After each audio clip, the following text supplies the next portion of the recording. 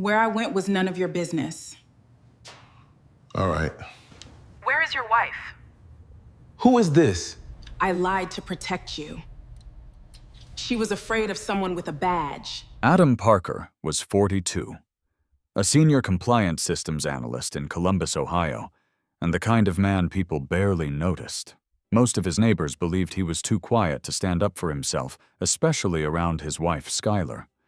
Every evening, he watered the lawn, checked the mailbox, and locked the front door before 10.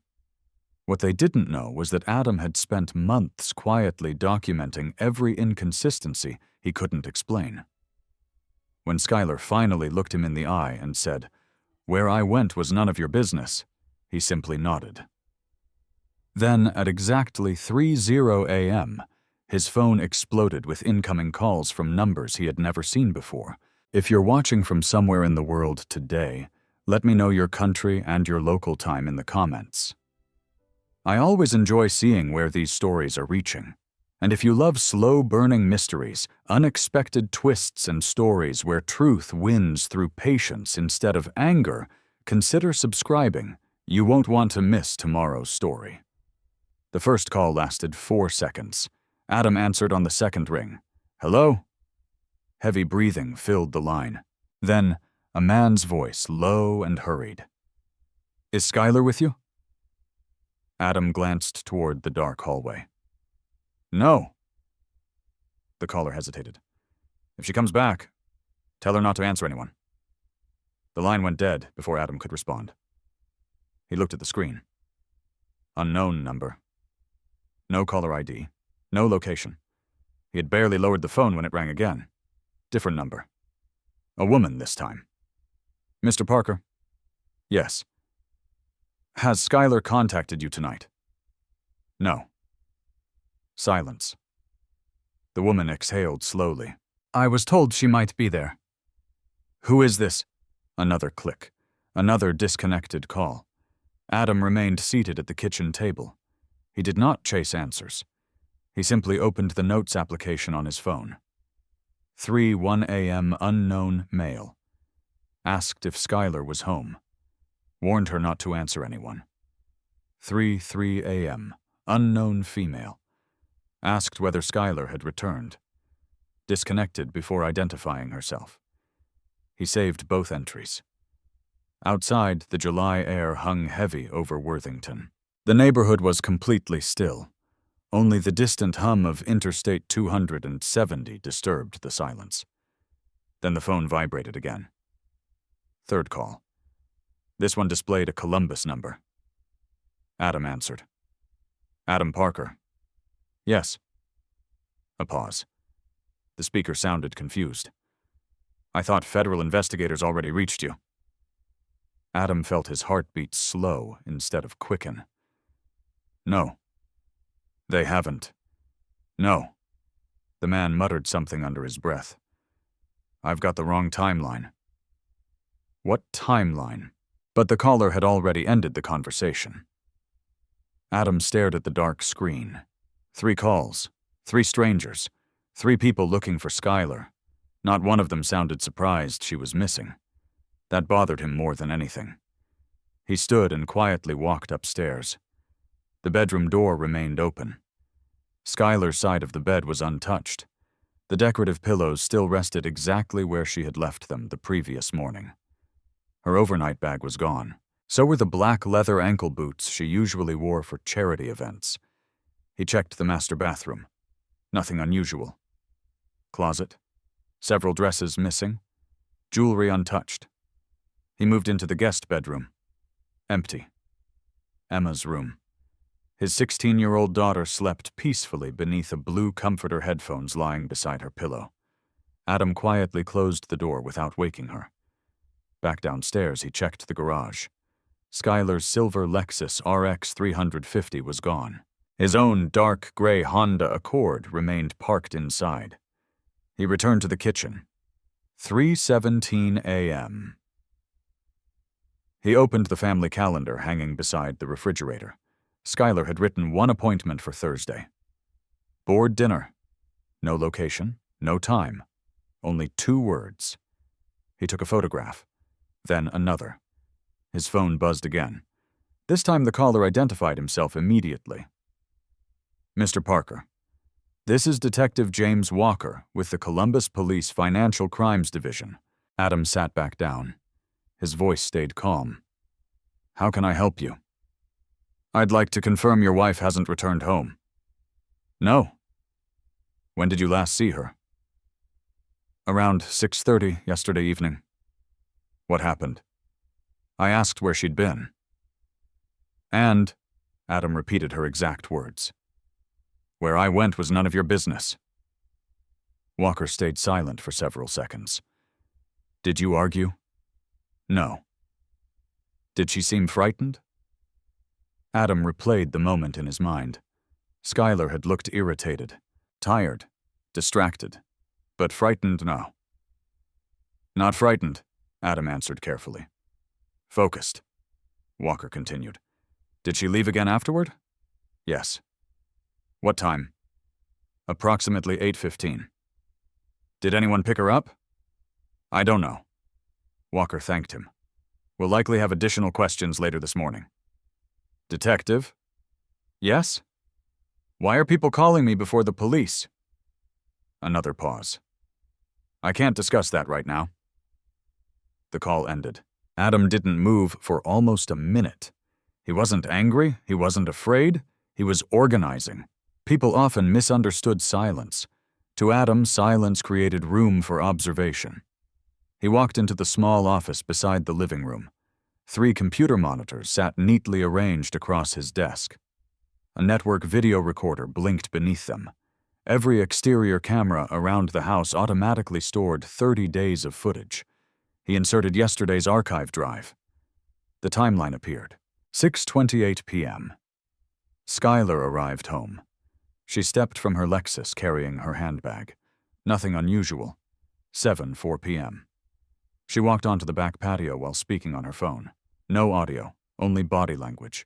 She paced, stopped, looked toward the street, nodded once. 7:46 p.m. She entered the house. 8:14 p.m. She exited again, this time carrying no purse, only her phone. Adam slowed the playback. Something caught his attention. Skylar paused halfway down the driveway. She wasn't waiting. She was looking toward the corner. Exactly 14 seconds later, headlights appeared. A black Cadillac Escalade rolled slowly into view. Its windows were heavily tinted. It stopped beside the mailbox. Skylar entered the rear passenger door. The SUV pulled away. Adam advanced the footage. 8:16, 8:20, 9:00. Midnight. Nothing. The Escalade never returned. He rewound, frame by frame. As the SUV stopped beside the curb, the security camera briefly captured the front license plate. Not clearly enough to read, but there was something distinctive. A small chrome emblem attached beside the plate. He enlarged the image. Resolution deteriorated immediately. Still, it looked like the emblem used on executive fleet vehicles, not private security, not limousine service, corporate transportation. He exported the clip, then copied it onto 2 encrypted flash drives. One remained inside his office safe. The second went into his laptop bag. Only after making backups did he continue reviewing the recordings. At 8:13 p.m., seconds before Skylar exited the house, another detail appeared. The motion camera above the garage briefly captured someone standing across the street. The figure wore a baseball cap, dark jacket, hands inside pockets, watching the house. The individual disappeared before the SUV arrived. Adam replayed it 5 times. No face, no identifying features. Just enough to know someone had been there. He checked the neighborhood camera mounted near the Homeowners Association entrance. The timestamp matched. The black Escalade entered the subdivision at 8:09 p.m., but according to the exit camera, it never left. Adam frowned. That was impossible. Every vehicle entering Worthington Estates passed either the north gate or the south exit. Unless... He opened a digital neighborhood map. There was one exception, a maintenance access road, normally locked, used only by utility contractors. No security camera covered it. His eyes remained fixed on the map. Whoever drove that SUV knew exactly where surveillance ended. That wasn't improvisation. That was planning. Outside, dawn slowly began softening the eastern sky. Birds started singing. Sprinkler systems hissed across freshly cut lawns. For most of Worthington, Thursday morning had quietly begun. For Adam Parker, it had become the first morning of a mystery that already felt months old. He picked up his notebook. On a clean page, he wrote only one sentence. "They wanted me to panic." He underlined it once, then added another. "I won't." Just as he closed the notebook, his laptop chimed. A new security notification had appeared. Someone had attempted to remotely access his home's surveillance archive less than 3 minutes earlier. Someone knew the cameras existed. Someone believed the recordings mattered. Adam slowly disconnected the recorder from the internet. Then he looked toward the front window as an unfamiliar black sedan rolled slowly past his house without stopping. It did not return. But the feeling it left behind did. Someone else had started watching Adam Parker. Adam did not report to work that morning. At 6:42 a.m., he emailed his supervisor at Lakeview Financial Group. "Family emergency. I will remain available by phone. Nothing more." His supervisor replied 3 minutes later. "Take whatever time you need." Adam appreciated the simplicity. No questions. No unnecessary sympathy. He poured a fresh cup of black coffee and opened the notebook that had quietly become an extension of his memory over the previous 6 months. Each page contained dates, times, small observations. Most people would have ignored them. Adam never did. March 11th. Skylar claimed she attended a board meeting. Her Lexus odometer increased by only 14 miles. The foundation office sat 26 miles away. April 3rd. She purchased gasoline in Dublin at 8:16 p.m. Her calendar showed a fundraising dinner in downtown Columbus. The locations were 30 minutes apart. May 19th. She returned home wearing different earrings than those in photographs posted online during the charity luncheon she supposedly attended. June 8th. A restaurant receipt disappeared from the kitchen trash before morning. July 2nd. She received 6 calls after midnight. She answered each one outside. No explanation. Individually, none of the entries proved anything. Together, they formed a pattern. Adam believed patterns long before he believed stories. At 7 o'clock, Emma came downstairs wearing gray sweatpants and an oversized Ohio State hoodie. She stopped when she saw her father sitting at the kitchen table. "You didn't sleep." "No." "Mom isn't home." "No." She swallowed. "Did you two fight?" Adam shook his head. "No." She looked relieved. That answer mattered. Emma had lived through enough arguments between friends' parents to recognize the difference between anger and silence. "Did she text you?" "No." Emma stared at her cereal bowl for several seconds. Then she quietly asked the question Adam had expected. "Is something bad happening?" He answered honestly. "I don't know yet." It wasn't reassurance, but it wasn't a lie either. Emma nodded slowly. She respected honesty more than comfort. After breakfast, she left for summer volunteer orientation at the Columbus Metropolitan Library. Adam watched her drive away. Only then did he return to Skylar's home office. The room looked untouched. A framed family photograph sat beside her monitor. Pens lined up inside a ceramic holder. Everything appeared orderly. Too orderly. Adam opened the top drawer. Stationery, sticky notes, paper clips. Nothing unusual. Second drawer. Old newsletters, foundation brochures, receipts. Third drawer locked. He didn't force it. Instead, he walked to the filing cabinet. Each drawer carried neatly printed labels. grants, events, sponsors, community outreach, board minutes. Adam removed the community outreach folder. Most pages contained ordinary schedules, volunteer lists, donation acknowledgments. Nothing suspicious. Until one page caught his attention. A luncheon held 3 weeks earlier. According to the schedule, Skylar had spoken at a fundraising event beginning at 12:30 p.m. He opened his laptop. The Foundation's public website still displayed photographs from the event. He enlarged one image. The digital timestamp embedded in the photograph read 2:41 p.m. Skylar wasn't there. Another employee stood at the podium, Ryan Mitchell. Adam clicked through every published photograph. Skylar appeared in none of them, yet she had told him she spent the entire afternoon hosting donors. Another inconsistency. He added it to the notebook. At 9:18 a.m., Detective James Walker arrived. No flashing lights, no patrol car, only an unmarked gray Ford Explorer. Walker carried a slim notebook. Nothing else. Mr. Parker? Detective. Walker stepped inside. His eyes quietly scanned the living room. Nothing escaped him. Family photographs, bookshelves, a meticulously organized workspace visible through the office doorway.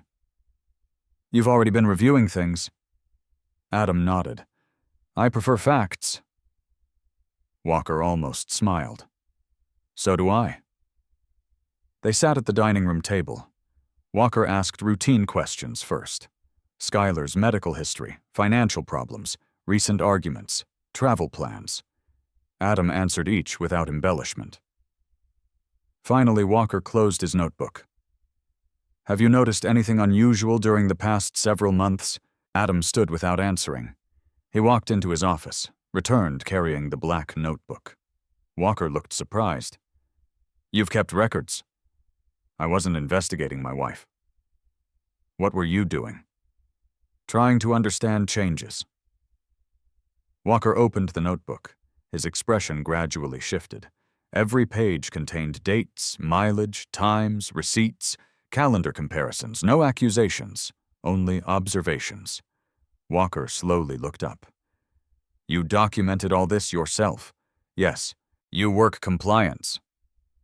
Correct. I can tell. Walker carefully photographed several pages with his department-issued phone. Then he paused. May I ask why you started? Adam looked toward the backyard. For 20 years, Skylar never hid ordinary things. And then, she started hiding ordinary things first. Walker understood. People rarely began by hiding major secrets. They practiced with small ones. The detective returned the notebook. This may become useful. I assumed it might. Walker stood to leave. If you discover anything else, call me before acting.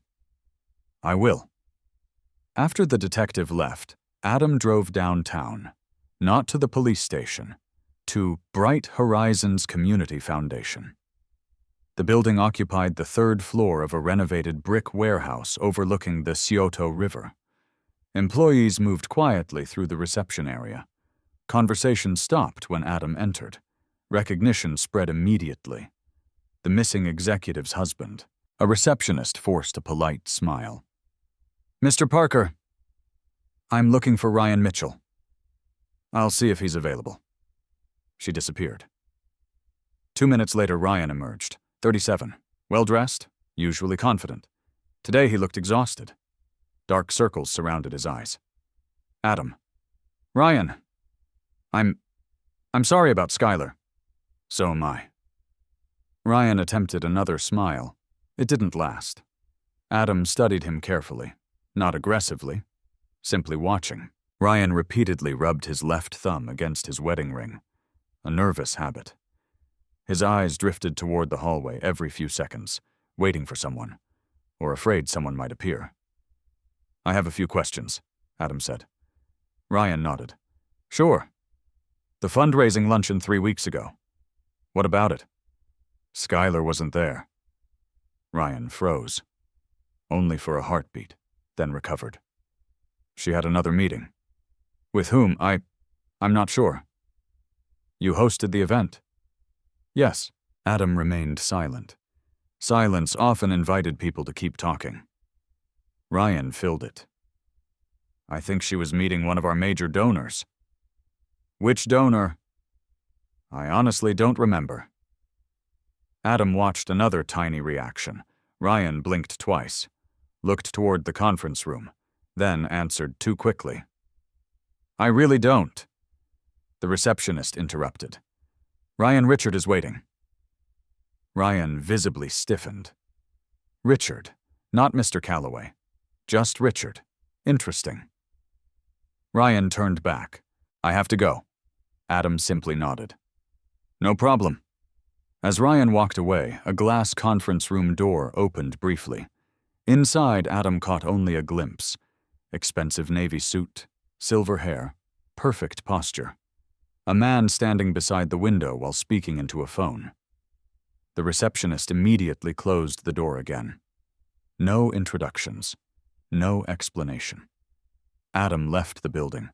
He sat inside his Accord for several minutes before driving away. Ryan hadn't convinced him of anything, but he had confirmed something. Fear. Real fear looked different from guilt. Ryan wasn't protecting himself. He was protecting someone else. By noon, Adam returned home. Emma had texted. Forgot my volunteer badge. It's in Mom's office. He retrieved it from the desk. As he reached into the drawer, his fingers brushed against something loose beneath the wooden organizer.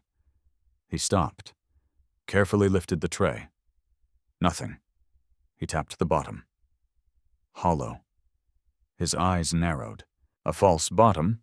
Using a letter opener, he gently lifted the thin panel. Inside lay only 3 objects: an old brass key, a folded yellow sticky note, and a tiny plastic evidence bag containing a USB flash drive. Adam unfolded the note. Only 6 handwritten words appeared. If anything happens, don't trust appearances. No signature. He turned the brass key over. Stamped into the metal were 4 numbers. 218C. No company name, no address. Just the number. Adam immediately recognized the format. Storage facilities often labeled their units exactly that way. He held the key in his palm. Months of scattered inconsistencies had suddenly become something tangible. Somewhere in Columbus, a storage unit waited behind a locked steel door. And Skylar had hidden the only key beneath a false drawer that even experienced investigators might never have noticed. Adam slipped the key into his pocket. Then he stared at the unopened flash drive resting beside the note. He had a choice: plug it into his computer, or leave it untouched until investigators arrived. He reached for his phone to call Detective Walker. Before he could dial, the device vibrated. Unknown number, again. This time the caller spoke only 1 sentence before hanging up. If you found the key, you're already too late. Adam did not answer the unknown caller. The line disconnected after a few seconds. He saved the number anyway. Then he immediately called Detective James Walker. The detective answered before the second ring. Walker, it's Adam. I was about to call you. I found something. Walker became silent. What did you find? A hidden compartment in Skylar's desk. What was inside? A brass key marked 218C, a USB drive, and a handwritten note. Walker did not interrupt. Adam continued. I also received another anonymous call. What did they say? If you found the key, you're already too late. Walker let several seconds pass. Don't plug in the flash drive. I haven't. Good. I'm coming over. How long? 20 minutes. Adam ended the call. He placed the key, the flash drive, and the handwritten note inside separate zippered evidence bags from the emergency kit he kept in his office. It wasn't something most homeowners owned. Compliance professionals often handled sensitive documents. Adam believed evidence should remain uncontaminated. At exactly 1:08 p.m., Walker arrived. This time, another vehicle followed him. A woman stepped out. Dark navy suit, hair pulled into a tight bun. Professional posture. Walker introduced her. Adam, this is Assistant U.S. Attorney Emily Carter. Adam shook her hand. Mr. Parker. Miss Carter? I understand you've been very careful. I've tried. Emily looked at the sealed bags. May I? Adam nodded. She examined the note first. Only 6 words. If anything happens, don't trust appearances. No signature, no fingerprints visible. She placed it back into the evidence sleeve. Next came the brass key. 218C. Emily turned toward Walker. Storage facility? Most likely. Finally, she looked at the unopened flash drive. No one has accessed this. No. Excellent. She smiled for the first time. That's becoming rare. Adam noticed something. Neither investigator seemed surprised a storage key existed, only relieved. Emily folded her arms. Mr. Parker, I need to ask you something directly. Go ahead. If this key opens what we believe it does, she paused carefully, there is a chance someone else has already visited the location. Adam understood immediately. The caller. Exactly. Walker spread a city map across the dining table. Storage facilities. There were dozens around Columbus, too many. Emily pointed at the engraving again. 218C. Walker nodded. Most national chains label units with numbers only. C suggests building section. Or corridor. Adam quietly studied the key. Then something surfaced in his memory. I've seen this shape before. Both investigators looked at him. The key. I think I've seen the logo. Walker leaned closer. What logo? Adam turned the key over. Near the base, almost invisible beneath scratches, sat a tiny embossed image. A simple outline. 3 connected rectangles. He disappeared into his office. Moments later he returned, carrying an old folder. Inside were maintenance invoices from 3 years earlier. He placed one on the table. The locksmith? Walker compared both images. Exactly the same symbol. Emily read aloud. Midwest Secure Storage. Walker immediately opened his laptop. There are only 3 Midwest Secure Storage locations in Franklin County.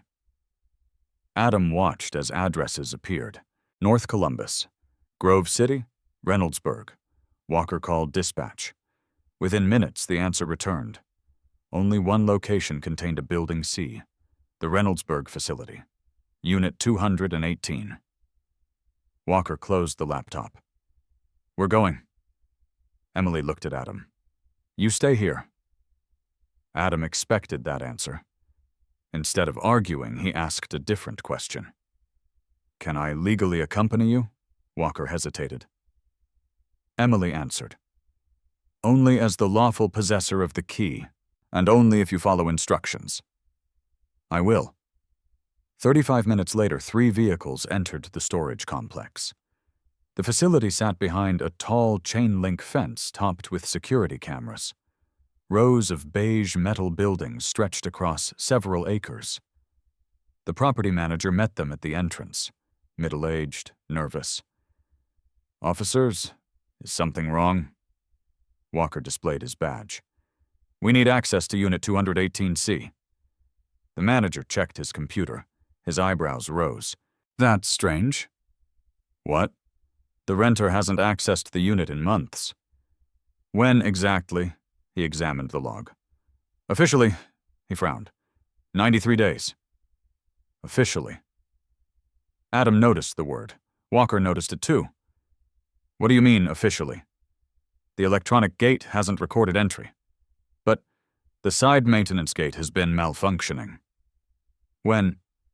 About 3 weeks. Emily and Walker exchanged a look. 3 weeks. The same period Adam's notebook had become increasingly unusual.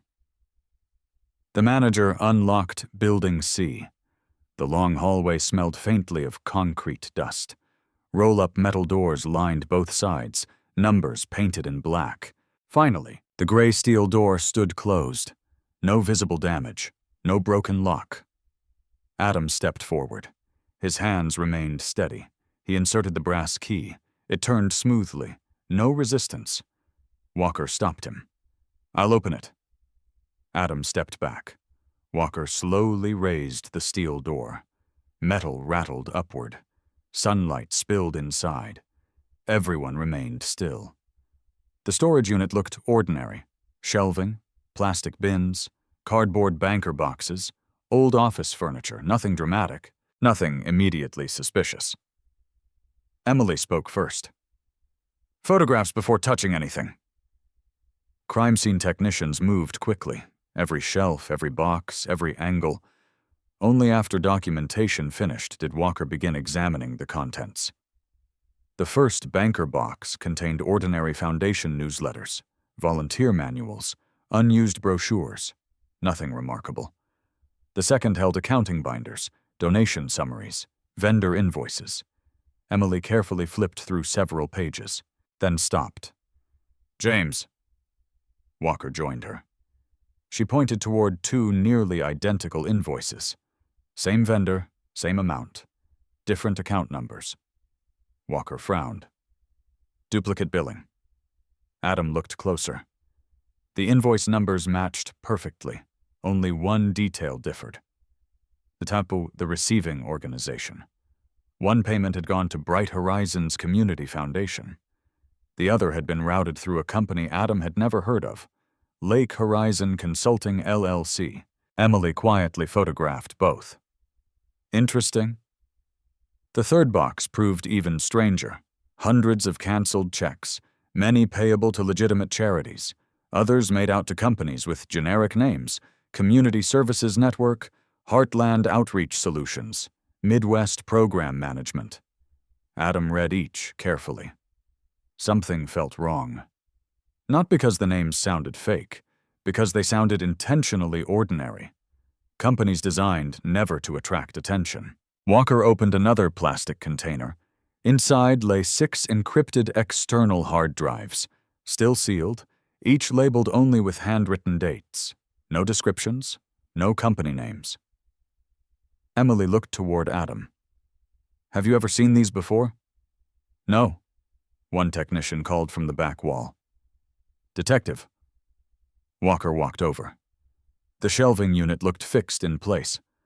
The technician pressed one corner. It shifted. A hidden space. Walker and another officer carefully moved the heavy shelf aside. Behind it sat a narrow steel cabinet, locked. Adam stared. He had never imagined the unit extended farther back. Walker tried the brass key. It didn't fit. Bolt cutters arrived. One snap. The lock fell away. Inside the cabinet rested 6 thick binders, 4 laptops, several stacks of cash bundled with bank straps, and dozens of manila folders. Emily opened the nearest folder. Her expression changed instantly. "No." Walker looked over her shoulder. "What?" "Wire transfer authorizations?" She flipped another page, then another. "James, this isn't local fraud." "What is it?" Emily answered quietly. "This could be federal." Adam noticed another folder labeled simply Board Approvals. Inside were signatures, lots of signatures. Most appeared genuine. One immediately caught his eye. Skylar Parker. He leaned closer, then slowly shook his head. Emily noticed. "What? That's not her signature." "You're certain?" "I've watched her sign documents for 20 years. He pointed to the capital S. "Skylar always loops the second stroke." The signature on the page ended sharply. No loop, no hesitation. Emily compared it with another signature found elsewhere in the folder. Different, subtly, but undeniably different. Walker immediately photographed both pages. Adam continued examining nearby documents. One receipt carried a familiar company name, Callaway Development Corporation. Another, Callaway Holdings. Another, Callaway Community Investment Fund. The same surname appeared again and again and again. Emily quietly whispered, "Richard Calloway." The room became silent. The respected developer, the charitable board chairman, the man whose smiling photograph appeared regularly in Columbus newspapers. His name was everywhere inside the cabinet. Before anyone spoke again, a uniformed officer hurried into the building. "Detective!" Walker turned. "What happened?" The officer held up a printed security report. "The manager forgot something." "What?" "The maintenance gate wasn't malfunctioning." Walker frowned. "What do you mean?" "The access log was disabled manually." Emily looked up sharply. "When?" The officer checked the timestamp. "Yesterday?" The silence that followed felt heavier than the concrete walls around them. Someone had intentionally disabled the gate. Someone had expected visitors. Someone knew this storage unit mattered. And judging by the untouched dust around most of the shelves, whoever had come before them hadn't taken everything. They had taken only exactly what they were looking for. Adam slowly scanned the room one final time. His eyes settled on the floor beneath the hidden cabinet. Fresh tire marks from a hand truck crossed the concrete. The dust pattern stopped abruptly, where two large rectangular spaces remained noticeably cleaner than everything around them. 2 boxes had been there. Recently. Now they were gone. The evidence room at the Columbus Police Headquarters felt colder than Adam expected. Not because of the air conditioning, because everything inside it represented certainty. Photographs, documents, digital media, fingerprints. Every item waited patiently for someone to explain its meaning. The contents recovered from storage unit 218C occupied 2 long stainless steel tables.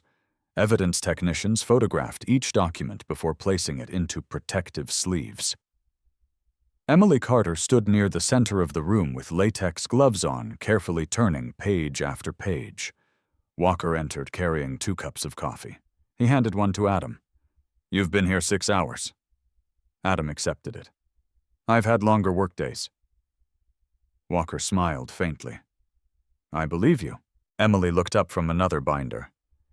"Mr. Parker." Adam walked over. She pointed toward 3 nearly identical spreadsheets. "Anything familiar?" Adam leaned closer. Columns, transaction dates, approval codes, vendor IDs. His eyes immediately stopped on one specific column. Authorization sequence. He frowned. "Something's wrong." Emily nodded. "What?" "These approvals." He traced the lines with one finger. "They're impossible." Walker joined them. "Explain." Adam turned the binder toward them. "In large financial systems, every approved payment receives a sequential authorization number."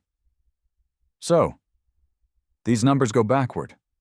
Emily looked again. Authorization 948271, then 948266, then 948280. Walker shrugged. "I'm not an accountant." Adam shook his head. "It isn't accounting. It's system architecture." He continued. "Someone manually inserted transactions after the fact." Emily's expression sharpened. "They altered the database. They altered the approval history." "Can you prove it?" Adam answered without hesitation. "If I can access the original audit logs." Emily exchanged another glance with Walker. Neither of them had noticed it. Adam had. That was exactly why compliance analysts existed, not to accuse, to recognize when systems behaved unnaturally. Walker took notes. Emily carefully placed a yellow marker beside the spreadsheet. "Good catch." For the next hour, they continued reviewing evidence. The pattern became increasingly disturbing. Every fraudulent payment eventually connected to one organization, Callaway Development Corporation. Sometimes directly, sometimes through consulting firms, sometimes through charitable partnerships, always eventually returning to the same corporate network. Emily finally stepped back. "This isn't random laundering," Walker nodded. It's structured. Adam quietly added, and someone understood banking compliance. Emily looked at him. What makes you say that? None of these transactions exceed automatic reporting thresholds. Walker frowned. What threshold? The amount where internal monitoring software starts assigning higher risk scores. Emily understood immediately. They stayed just below the limits. Every time. She slowly closed the binder. That wasn't luck. No. It was design. Walker received a phone call. He listened without speaking. When he hung up, he looked directly at Emily. Press conference. When? Tomorrow morning. Emily sighed. Too soon. Walker agreed. The media already knows federal investigators searched a storage facility. Adam asked the obvious question. How? Walker answered honestly. Somebody inside the city leaked it. Silence followed. Emily closed another evidence box. We don't know who. But someone did. Adam remembered the anonymous caller. If you found the key, you're already too late. The caller hadn't sounded frightened. He had sounded informed. That bothered Adam more now than before. Emily walked toward a whiteboard. She wrote one name across the top. Richard Calloway. Then began connecting arrows beneath it. Calloway Development, Calloway Holdings, Lake Horizon Consulting, 3 shell organizations, 5 charities, 7 vendor accounts.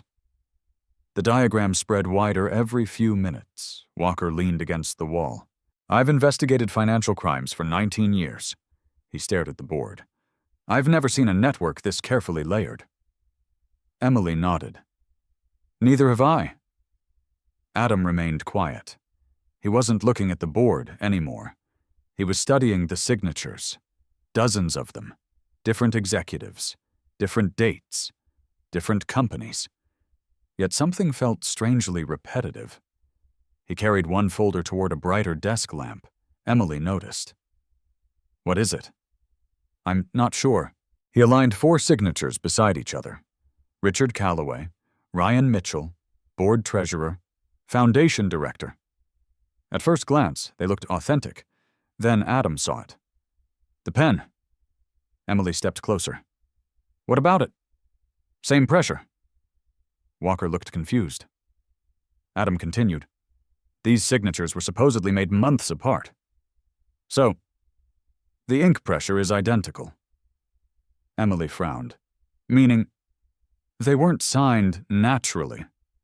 He pointed toward the ends of several letters. Look here. No hesitation marks. No speed variation.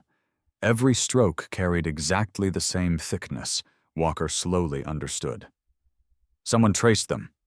Adam shook his head. Better? They were produced using an auto pen. Emily stared. An auto pen. A mechanical signature device used to reproduce signatures. Legal in limited situations. Illegal if used without authorization. Walker immediately called an evidence technician. We need handwriting analysis. Emily quietly added. And machine comparison. Adam returned the documents. One mystery answered, another created. If Richard Calloway hadn't personally signed many of these approvals, who had? At 7:30 that evening, Adam finally returned home. The house felt unfamiliar. Emma sat alone in the family room pretending to watch television. She muted it as soon as he entered. Any news? He considered his answer carefully. We're learning more. About Mom. Yes. She studied his face. You still don't think she did something terrible? Adam paused. I think your mother knew something. Emma waited. I don't know yet whether she caused it. She nodded. That answer satisfied her more than false reassurance. I made dinner. Adam smiled faintly. You didn't have to. I know. They ate quietly. Spaghetti, garlic bread, simple food, ordinary conversation. Emma described the children's reading program at the library. One little boy who refused to read aloud. A volunteer dressed like Sherlock Holmes. For 20 minutes, life almost resembled normal again. Then the doorbell rang. 8:15 p.m. Walker stood outside. He wasn't smiling. "I need to show you something." Inside the living room, he placed a tablet on the coffee table. Security footage. Not from Adam's house, from Bright Horizons Community Foundation. "Yesterday evening," Walker explained. "The last confirmed footage of Skylar." The video began. 7:52 p.m. Skylar exited the elevator carrying a leather folder. She walked quickly through the hallway. She appeared tired, but not frightened. She stopped outside a conference room. The door opened. Richard Calloway stepped into view. Exactly as Adam had imagined him. Early 50s, silver hair, expensive charcoal suit, confident smile. He greeted Skylar warmly. Too warmly. No audio existed, only body language. Richard gestured toward the conference room. Skylar shook her head. She refused to enter. Richard's smile disappeared. He stepped closer. They argued. Still no sound. Richard pointed toward the folder she carried. Skylar held it tighter. Then something unexpected happened. Ryan Mitchell hurried into the hallway. He stood between them, trying to calm the situation. Richard turned toward Ryan, said something sharp. Ryan lowered his head immediately. Seconds later, Skylar walked away. Alone. Still holding the folder. Richard watched her leave without following. Walker paused the video. "We recovered this today." Adam stared at the frozen frame. Richard's expression contained no anger, only calculation. Emily had joined them quietly during the playback. She folded her arms. "We've interviewed every employee." And nobody admits seeing an argument. Emma frowned. "But it's right there." Emily nodded. "Exactly." Adam looked at Walker. "The cameras." Walker answered.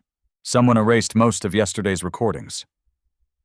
Adam looked back at the tablet. "Most," Walker restarted the clip. "This survived." "Why?" Walker zoomed toward the lower right corner. The timestamp flickered, then stabilized. Adam immediately understood. "It wasn't stored on the building server." Walker smiled slightly. "No. It came from an independent elevator maintenance camera. A backup system no one remembered existed. Richard's people had erased the obvious recordings. They had forgotten one hidden camera." Emily quietly said, "Sometimes the smallest systems preserve the biggest truths." Walker handed Adam another photograph. This was taken 31 minutes later. Street camera, downtown Columbus. Skylar crossing a parking garage entrance, still carrying the leather folder. Still alone. Behind her, parked beneath a concrete support column, sat the same black Cadillac Escalade captured outside Adam's house. Adam's heartbeat slowed.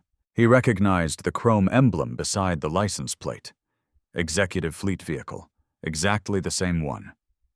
Walker spoke softly. "We finally have a timeline." Emily added, "But we're still missing one critical piece." "What?" "The folder." Adam looked again at the image. Skylar still held it when she entered the SUV later that night. The folder had disappeared. Someone had it now. And judging by the increasingly desperate efforts to erase evidence, whatever had been inside that leather folder frightened Richard Calloway far more than the millions of dollars hidden in storage unit 218C. Adam barely slept.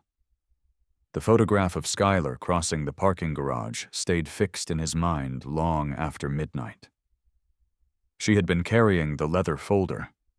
31 minutes later, according to investigators, she entered the black Cadillac Escalade. The folder was gone. It had not been recovered in the storage unit. It had not been found inside her office. It had not appeared anywhere among the evidence collected so far. Someone had taken it. The question was simple. Who? At 5:47 a.m., Adam woke before his alarm. He brewed coffee and opened his notebook again. This time he ignored dates.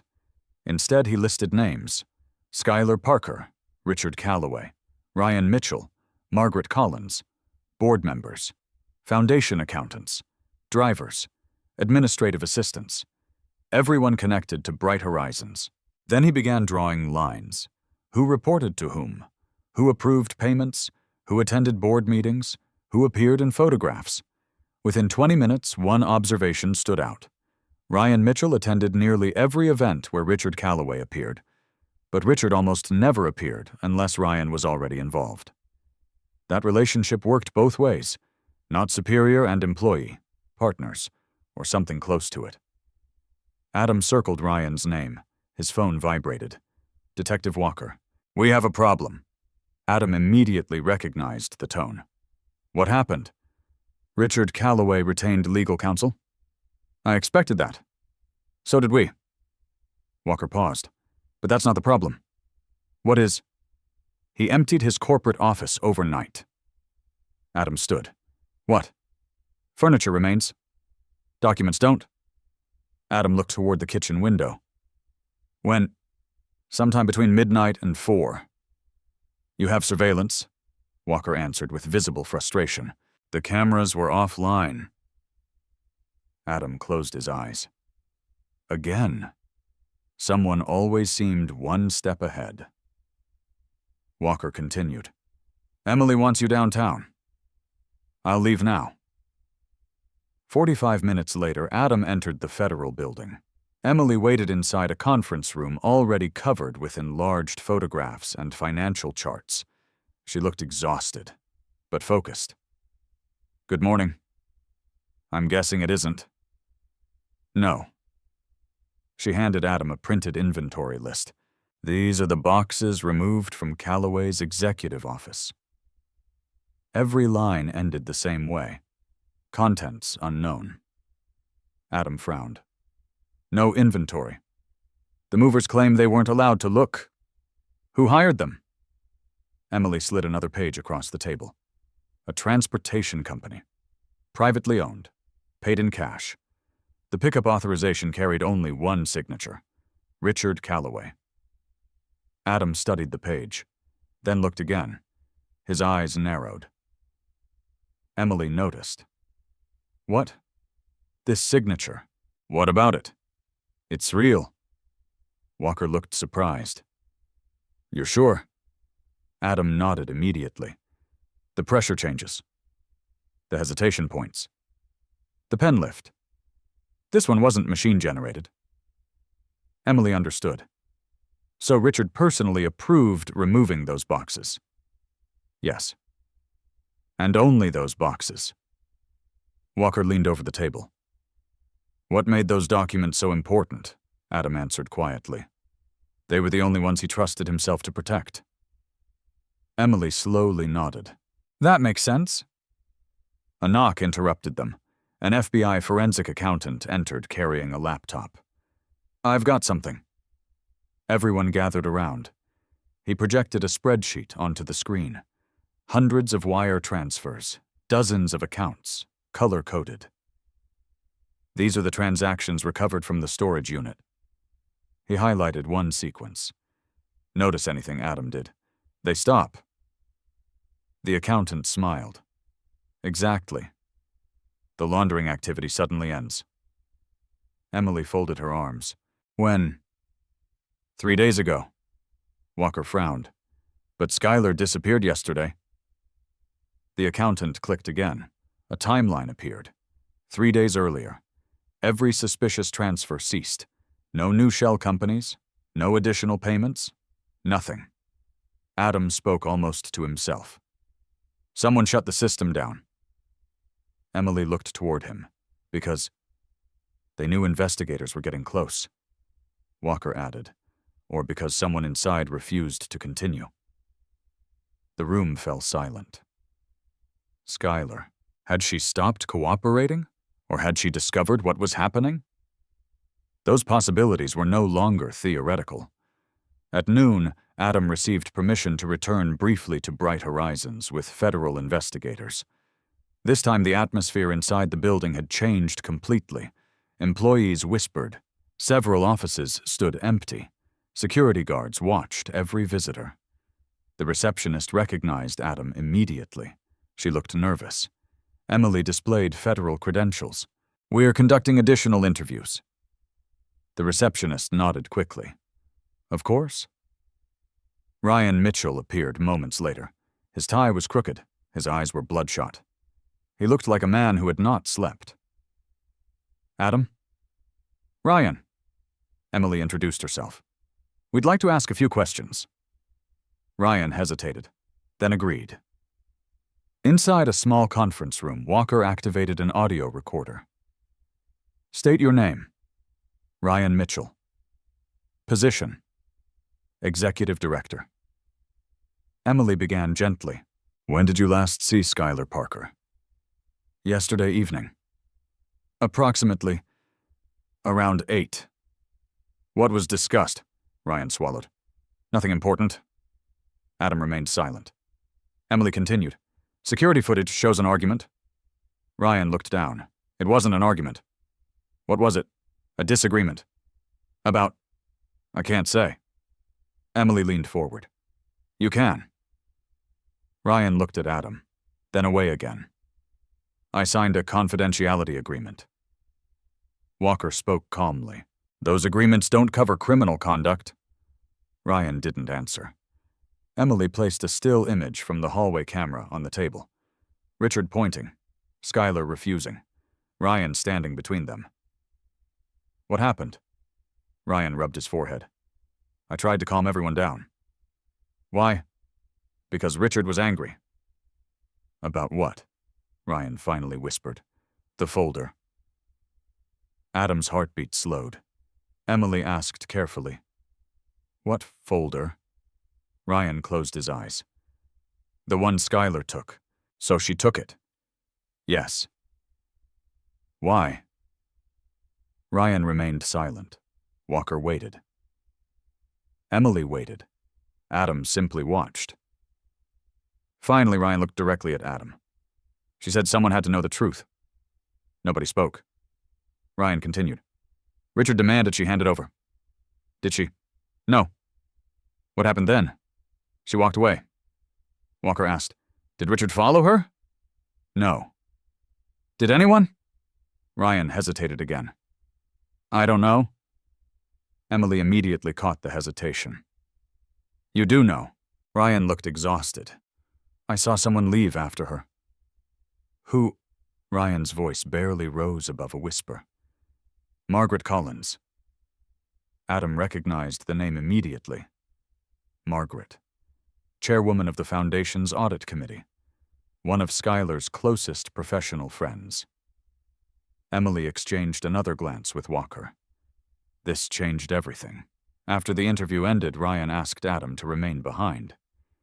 The investigator stepped outside. Ryan stood beside the conference room window. "I never wanted this." Adam didn't answer. Ryan continued. "I thought we were raising money." "When did you realize otherwise?" "Last winter." "Why didn't you go to the police?" Ryan laughed bitterly. "You think I didn't consider it?" He turned. "My mortgage. My family. My career. They controlled everything." Adam spoke quietly. "They don't anymore." Ryan stared at him. "I wish that were true." Before Adam could respond, Ryan reached into his jacket. Walker instantly opened the conference room door. His hand moved toward his holster. Ryan slowly raised both hands. "I'm not armed." He removed only a folded business card. On the back, someone had written an address. No explanation. Ryan handed it to Adam. "I can't tell you what it means." "Why?" "Because if I say it," he looked toward the hallway, "they'll know it came from me." Adam examined the handwriting. 1458 Riverside Industrial Park. Building 4, Unit 9. "What is this?"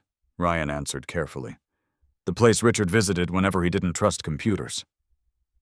Walker stepped back inside. "Mr. Mitchell?" Ryan nodded. "I know. I've already said too much."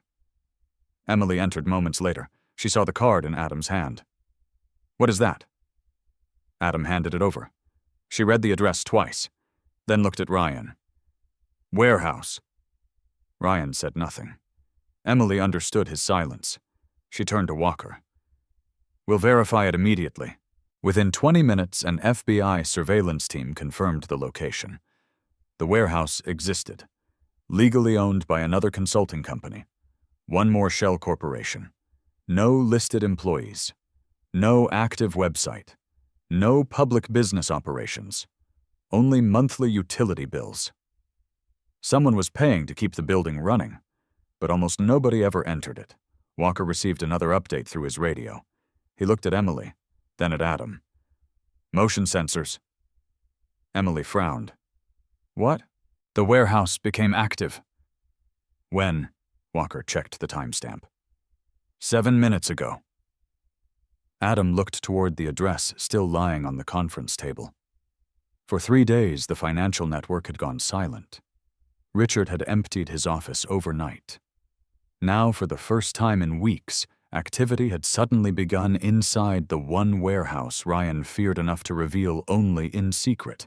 Whatever remained inside Building 4, someone had decided it could no longer stay there. By the time the federal convoy reached Riverside Industrial Park, the afternoon sky had turned dark with approaching rain. Building 4 stood at the far end of the property. Unlike the surrounding warehouses, it carried no company logo, no loading schedule, no employee parking. Only faded gray walls and a chain-link fence surrounding a large concrete lot. Walker surveyed the building through binoculars. "Movement." An FBI surveillance agent lowered his headset. "Negative. You said the motion sensors activated." "They did." "When?" 43 minutes ago. "And now?" "Nothing." Emily Carter studied the building carefully. "That doesn't mean it's empty." Walker nodded. "It means whoever went inside isn't moving." Adam remained in the second vehicle. He understood he was not part of the tactical operation. Still, every instinct told him whatever had been hidden here connected directly to the missing leather folder. Walker addressed the entry team. "No unnecessary risks. Clear every room. Preserve everything." The agents moved silently toward the entrance.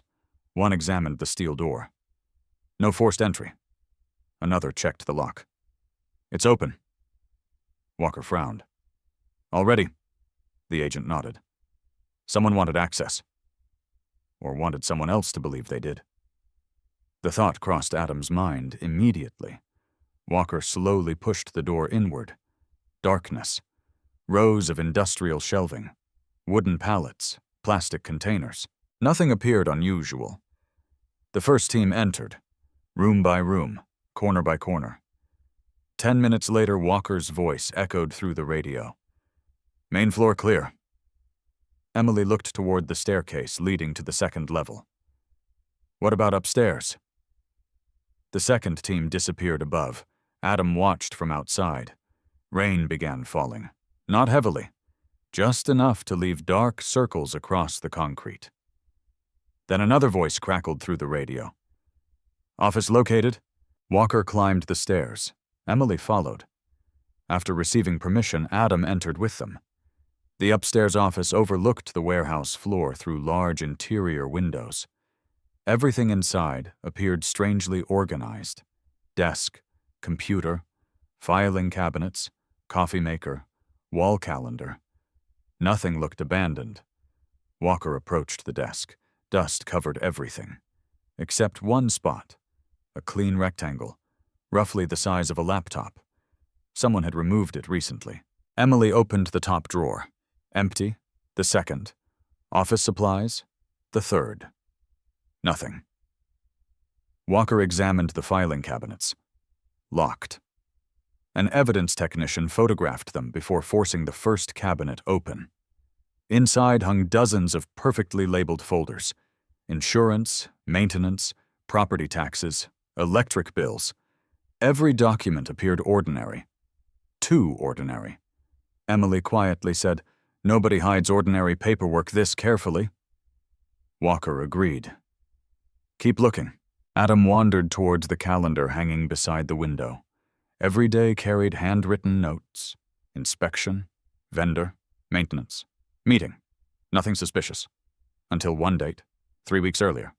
No words, only a tiny black triangle. The symbol appeared nowhere else. Adam pointed. Emily? She walked over. What is it? This mark. She looked carefully. A reminder. Maybe. Walker joined them. Why would one symbol matter? Adam answered. Because everything else is written. This one isn't. Emily photographed the calendar. Good enough. A forensic technician called from the adjoining office. Found something. Everyone entered. The room looked smaller, more private. No windows. Only one desk. One safe. One printer. The safe stood open. Empty. Walker sighed. They got here first. The technician shook his head. Not exactly. He pointed toward the carpet. Fresh scrape marks. Heavy object, dragged. Emily knelt. Recently. The carpet fibers still pointed in one direction, toward a side door. Walker opened it. A narrow hallway led outside. Rain had begun washing away tire impressions. Still visible. Barely. An FBI photographer documented every inch before the weather erased it. Outside stood a loading platform. No trucks remained. Only 2 discarded plastic zip ties, 1 broken wooden pallet, and a single sheet of paper pressed against a drainage grate. Walker carefully retrieved it. Water had blurred most of the printing. Only one line remained readable. Project Aurora. Emily looked at Adam. Ever heard of it? He shook his head. No. Walker folded the damp page into an evidence sleeve. Maybe a project. Maybe a code name. Back inside, technicians connected power to the office computer. The screen remained black. Hard drive missing. Adam wasn't surprised. They removed it. Emily nodded. Probably. Adam studied the tower again. No. What? He crouched beside the empty drive bay. They removed all the drives. Walker looked inside. 4 mounting brackets, every one empty. This machine held 4. Emily frowned. Redundant storage. Adam nodded. RAID configuration? Walker smiled weakly. I'll pretend I understand. It means they expected valuable information. Emily quietly added, and someone took every copy. One technician searched beneath the desk. Phone. Everyone turned. An old flip phone. Battery dead. No SIM card. Walker picked it up carefully. Burner. The evidence technician nodded. No identifying numbers scratched off. Emily smiled slightly. Someone got careless. Or rushed.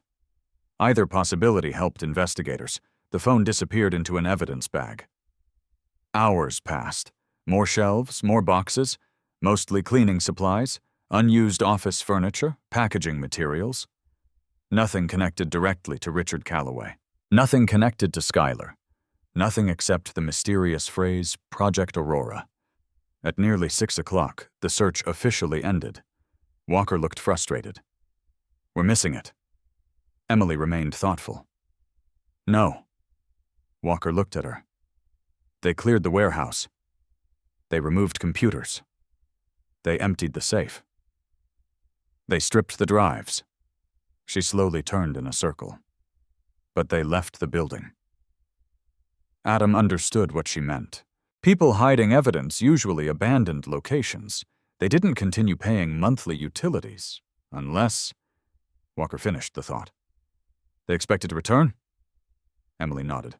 Exactly. Outside, Adam stood beneath the warehouse awning while agents packed equipment. His phone vibrated. Unknown number, again. He answered this time. Silence. Then breathing. A man's voice finally spoke. You found the warehouse.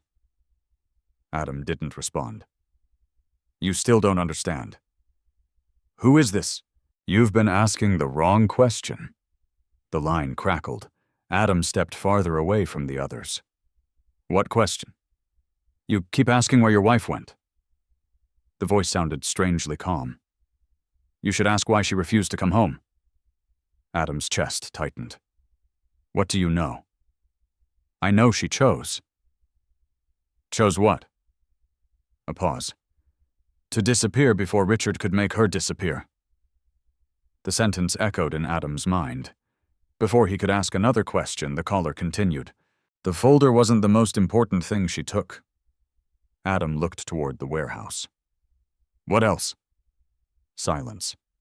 Then, look inside her office. It was already searched. Not carefully enough. The call disconnected. Adam immediately called the number back. Unavailable. Walker approached. Another call. Adam nodded. He repeated every word. Emily listened without interrupting. When he finished, she remained silent for several moments. Walker broke the silence. Do we trust him? Emily answered carefully. No. But we verify him. Adam looked confused. How? Emily replied. We searched Skylar's office again. Walker frowned. We already searched it twice. Emily looked directly at him. We searched for documents. She turned toward Adam. What if we should have been searching for something else? An hour later, they returned to Bright Horizons. The building had emptied for the evening. Federal agents unlocked Skylar's office once more. Everything remained exactly as before. Desk, bookshelves, family photographs, awards, volunteer certificates. Emily stood in the doorway. Forget paperwork. Forget computers. Think like Skylar. Adam slowly walked around the room. He ignored drawers, ignored filing cabinets, ignored the desk. Instead, he looked at personal objects. A ceramic coffee mug from Emma's 8th grade fundraiser, a framed family photograph from Yellowstone National Park, a small glass paperweight shaped like a lighthouse, a bookshelf filled with leadership books. One shelf held several gardening magazines. Odd.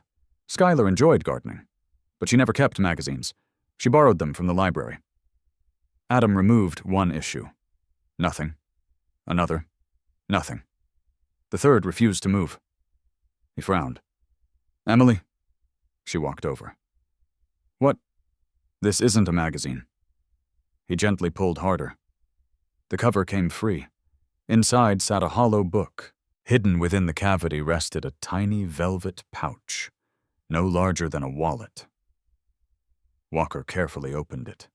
Inside lay a silver memory card, smaller than a postage stamp, no label, no markings, just a single micro SD card. Emily looked at Adam. Did you know about this? No. Walker carefully sealed it inside an evidence bag. The room became completely silent. Every computer in the warehouse had been stripped, every hard drive removed, every safe emptied.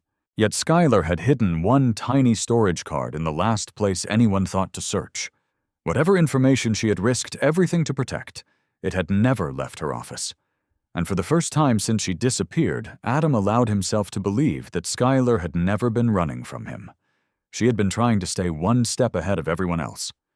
The micro SD card looked almost insignificant, barely larger than Adam's thumbnail. No serial number, no handwritten label, no sticker. Just a tiny piece of black plastic resting inside a transparent evidence bag. Yet every person standing inside Skylar's office understood the same thing. People did not construct hollow books to hide family photographs. They hid things capable of destroying lives. Emily Carter looked toward the digital forensics supervisor. Chain of custody. The supervisor nodded immediately. Already documented. Walker glanced at Adam. We're taking it directly to the federal lab. Adam resisted the temptation to ask them to open it immediately. Years of compliance work had taught him one rule. Evidence meant nothing if the process became contaminated. An hour later, they entered the digital forensics laboratory. Unlike the warehouse, everything here felt controlled. White walls, filtered air, static-resistant workstations, every movement documented by overhead cameras. A technician named Lisa Moreno greeted them. No internet connection. No wireless devices. No external storage. She pointed toward an isolated forensic workstation. If this card contains malware, it stays here. Emily approved. Proceed. Lisa inserted the card into a forensic reader. Nothing happened. She frowned. No file system. Walker sighed. Corrupted. Maybe. Lisa removed the card and examined it beneath a microscope. Then she smiled. No. What? This isn't damaged. Adam stepped closer. What is it? It's encrypted. Emily expected that answer. Can you access it? Lisa shrugged. Eventually. How long? Depends. She typed several commands. The encryption isn't commercial. It was custom built. Adam looked surprised. Skylar couldn't have written custom encryption. Lisa agreed. Probably not. Then someone helped her. Emily remained silent. Someone with technical knowledge.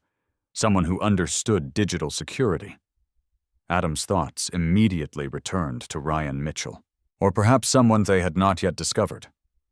Lisa continued working. After 20 minutes, another window appeared. Interesting. Walker folded his arms.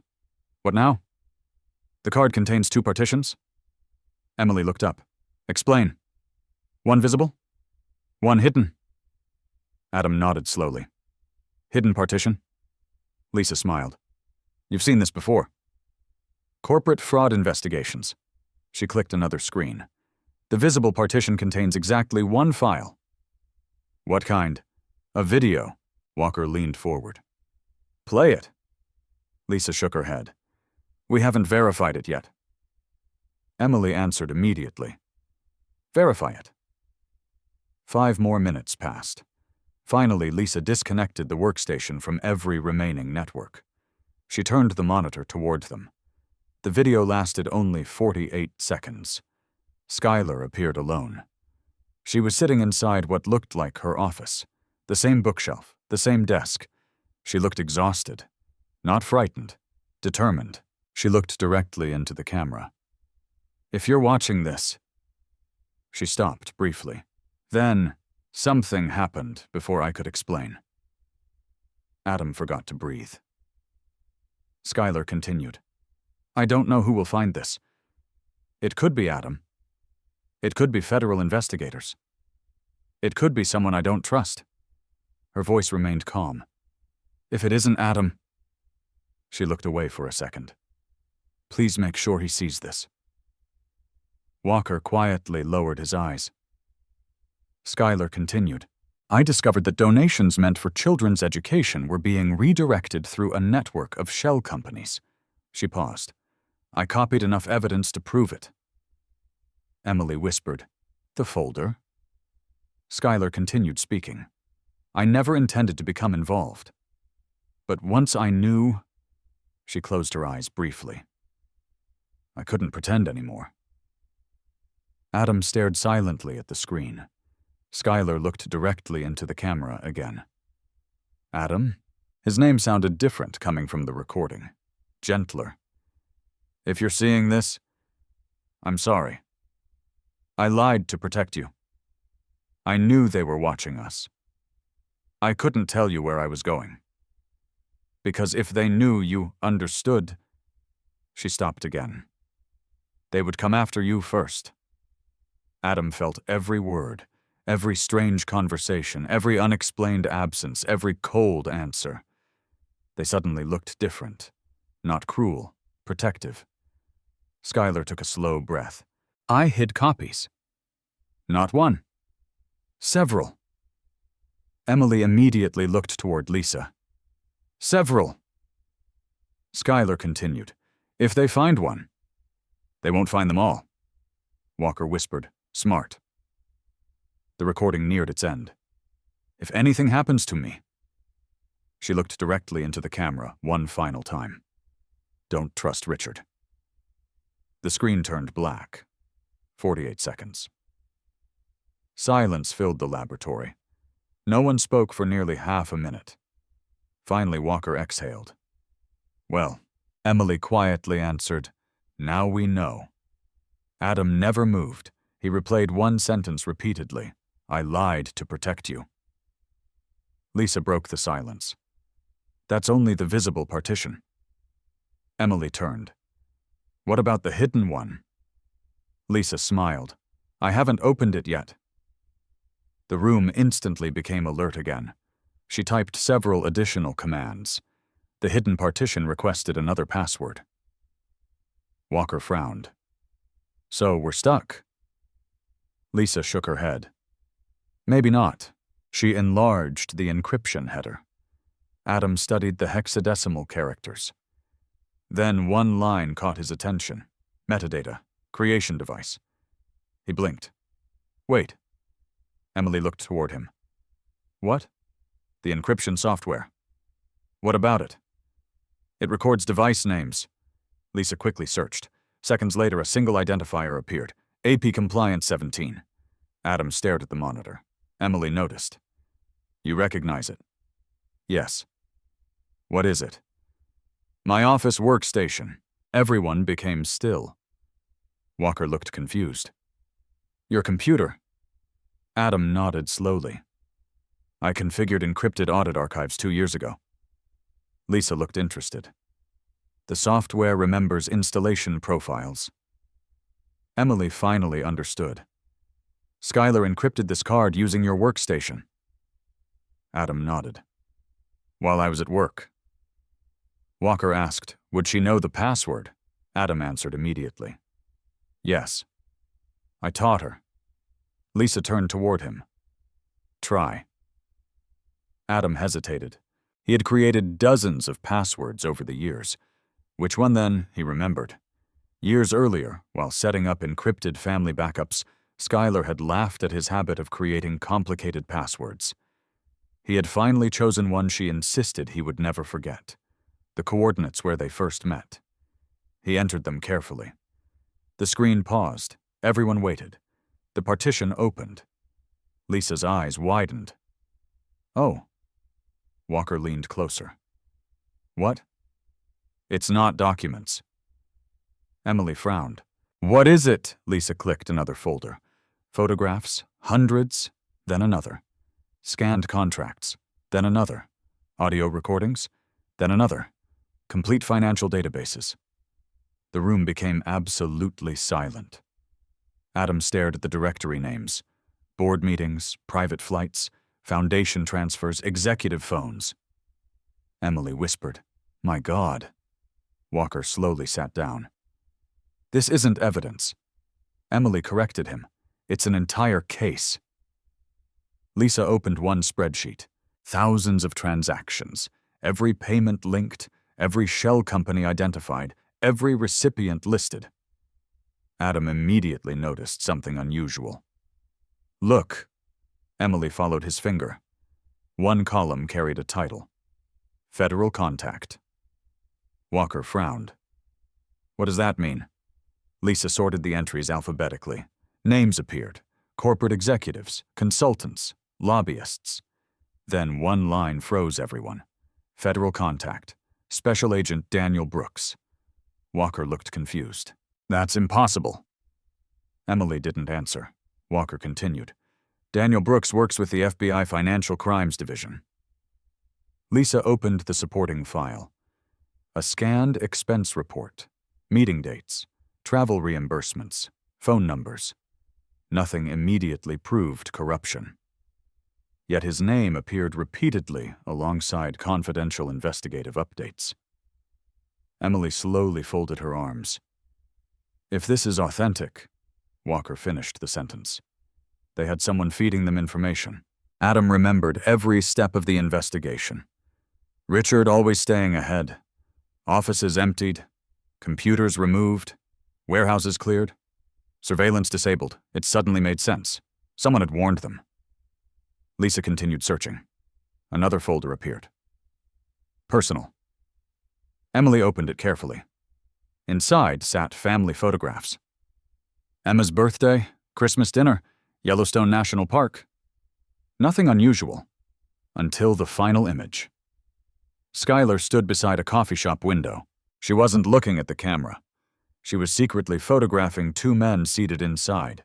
Richard Calloway, across from him, Special Agent Daniel Brooks. Their heads leaned together over an open folder. The timestamp showed the photograph had been taken 6 weeks earlier. Walker stared at the image. No. Emily looked equally stunned. If this picture is genuine, Walker slowly finished, then the investigation was compromised before it even began. Adam looked at the frozen faces on the screen. Richard had not only built a laundering network, he had apparently built protection inside the very agency responsible for destroying it. And if Skylar had discovered that secret weeks ago, she hadn't merely been hiding from powerful businessmen. She had been hiding from someone who carried a federal badge. Nobody left the digital forensics laboratory for the next 4 hours. The discovery of Special Agent Daniel Brooks inside Skylar's hidden files changed the investigation overnight. Emily Carter locked the conference room herself. Every phone remained inside sealed signal-blocking pouches. Every computer connected only to the isolated forensic network. Walker closed the blinds. No calls. No emails. No one leaves until we know exactly what we're looking at. Lisa Moreno continued extracting the remaining files from the micro SD card. The progress bar advanced painfully slowly. Encrypted archives, compressed databases, audio recordings, scanned contracts, everything required careful verification before anyone could trust it. Emily stood before the monitor. We assume every document can be forged. Walker nodded. Every photograph. Every recording. Adam quietly added, and every timestamp. Emily looked toward him.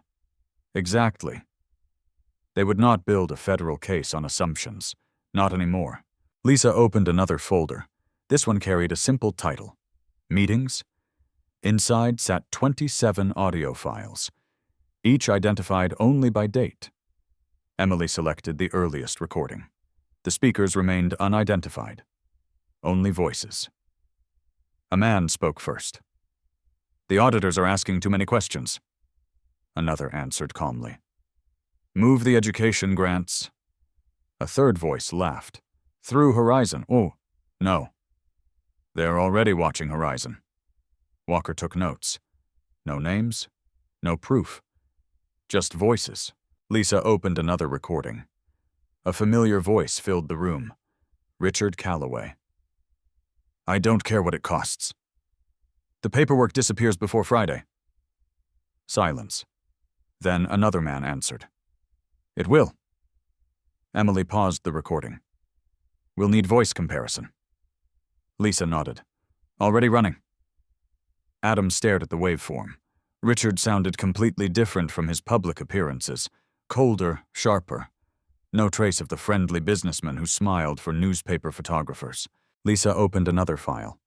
This one lasted only 21 seconds. Skylar's voice. I won't sign it.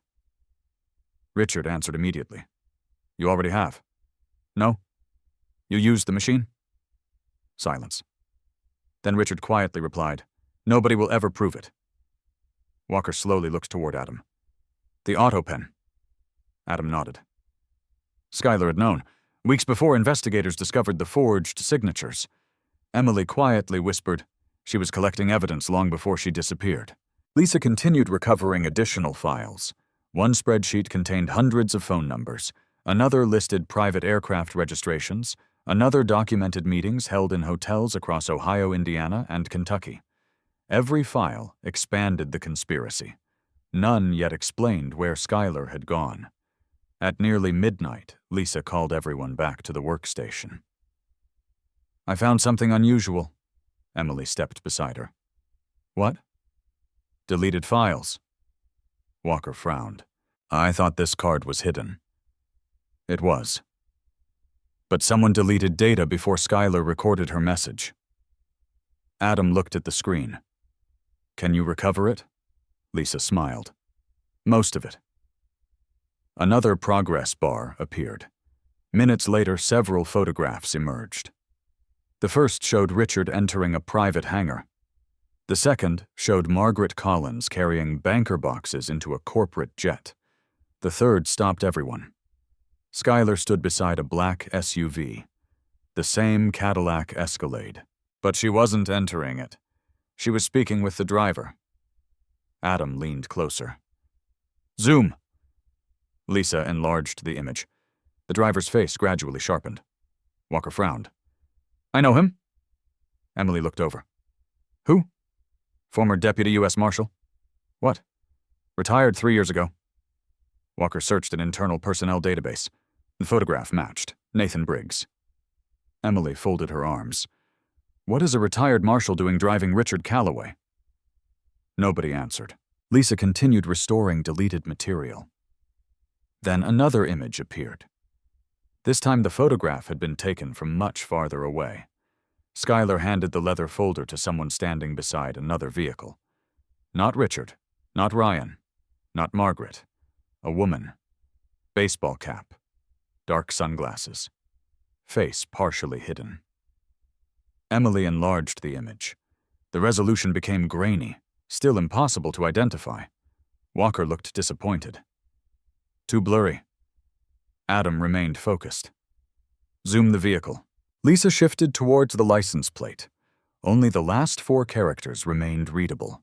7M42. Walker immediately contacted the Ohio Bureau of Motor Vehicles. Minutes later, the search returned. 37 possible vehicles. Too many. Emily wasn't discouraged. We'll narrow it. Adam continued studying the photograph. Something else bothered him. Look at the reflection. Lisa zoomed toward the passenger side window. A reflection from another building. Large blue letters. Only part of the sign remained visible. Bore. Emily looked thoughtful. Harbor. Walker nodded. Or Arbor. Adam quietly shook his head. No. Harbor. Emily looked surprised. Why? The concrete. Everyone looked confused. Adam pointed towards the parking surface. Water stains? Salt damage?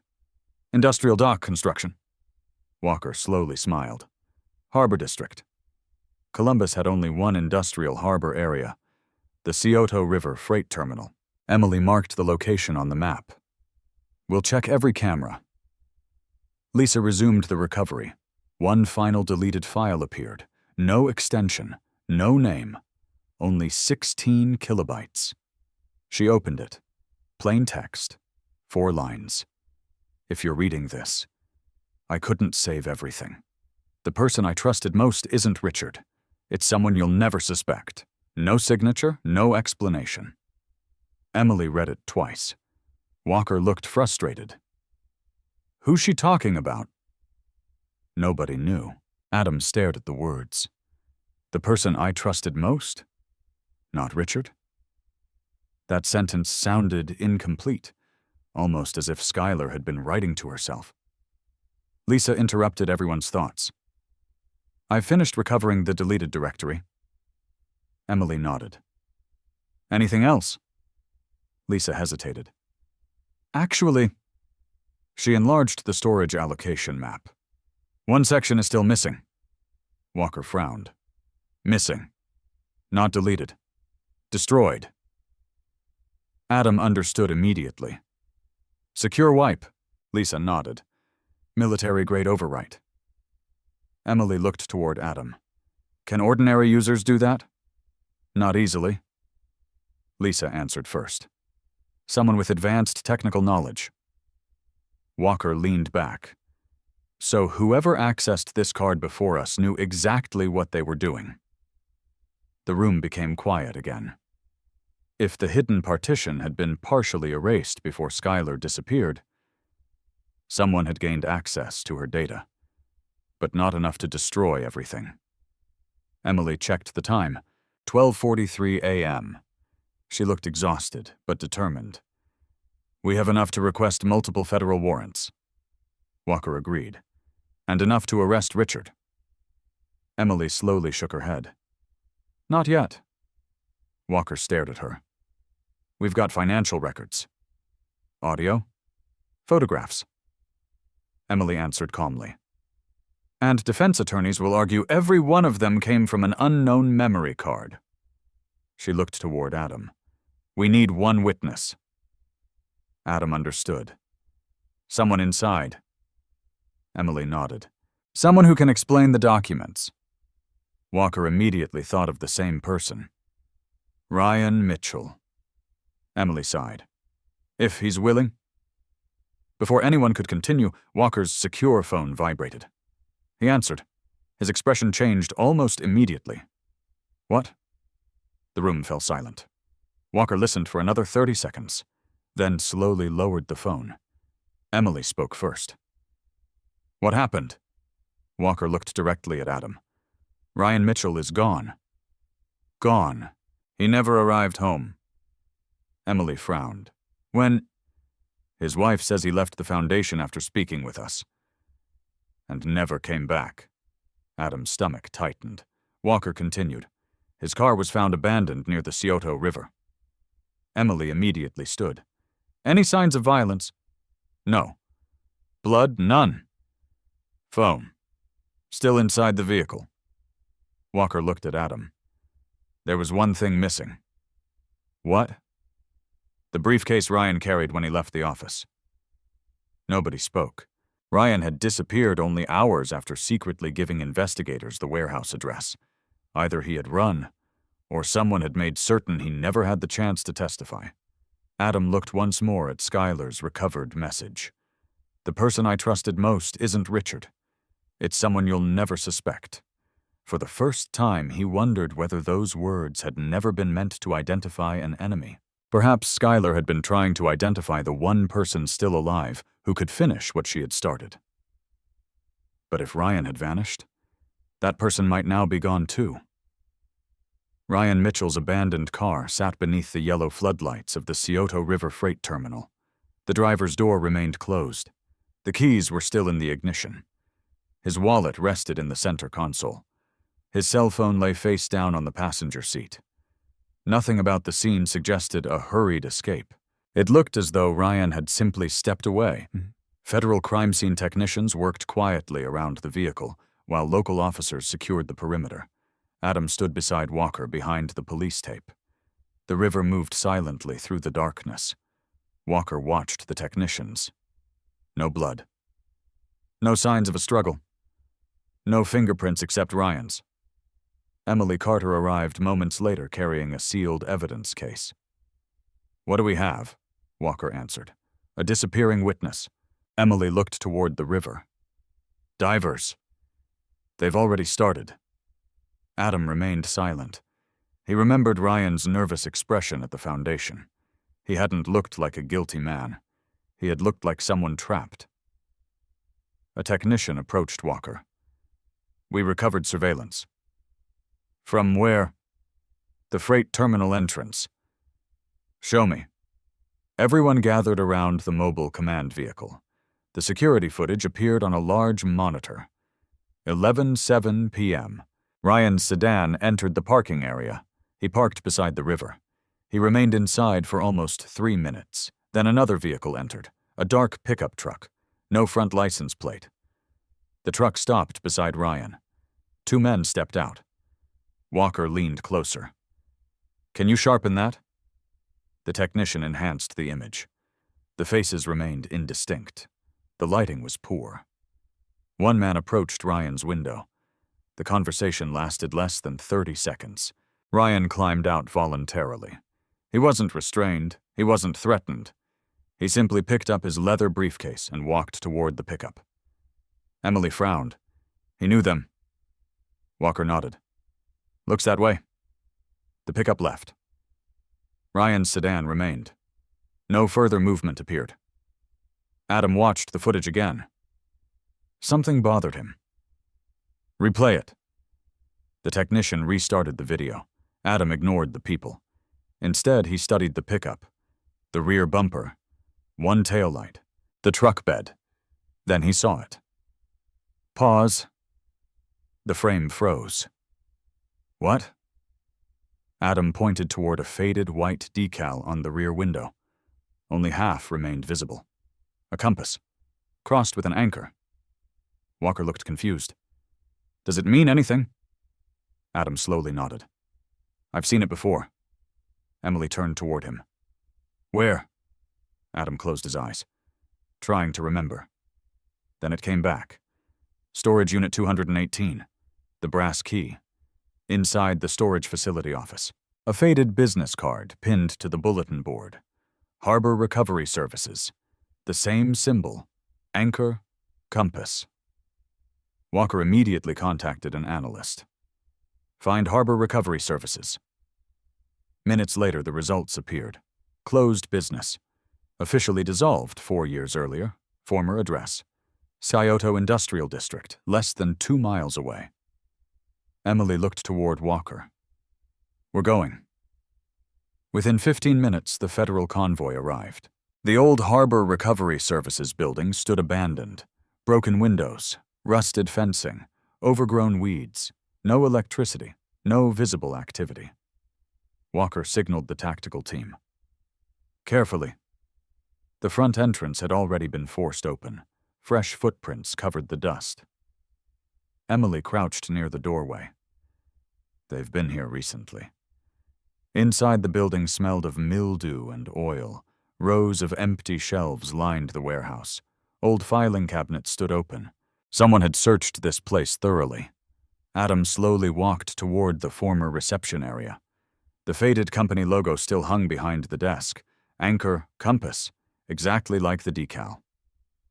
Walker searched the offices. Nothing. Emily examined the walls. Nothing. Then a federal agent called out. Down here! Everyone moved toward the rear workshop. The concrete floor contained a large rectangular stain, as though heavy equipment had once been bolted there. One corner sounded hollow. The agent tapped again. Emily looked at Walker. Open it. The tactical team removed the rusted steel plate. Beneath it lay a narrow staircase descending into darkness. Walker drew his weapon. Lights. Flashlights illuminated the underground room. It wasn't large, perhaps 20 feet long.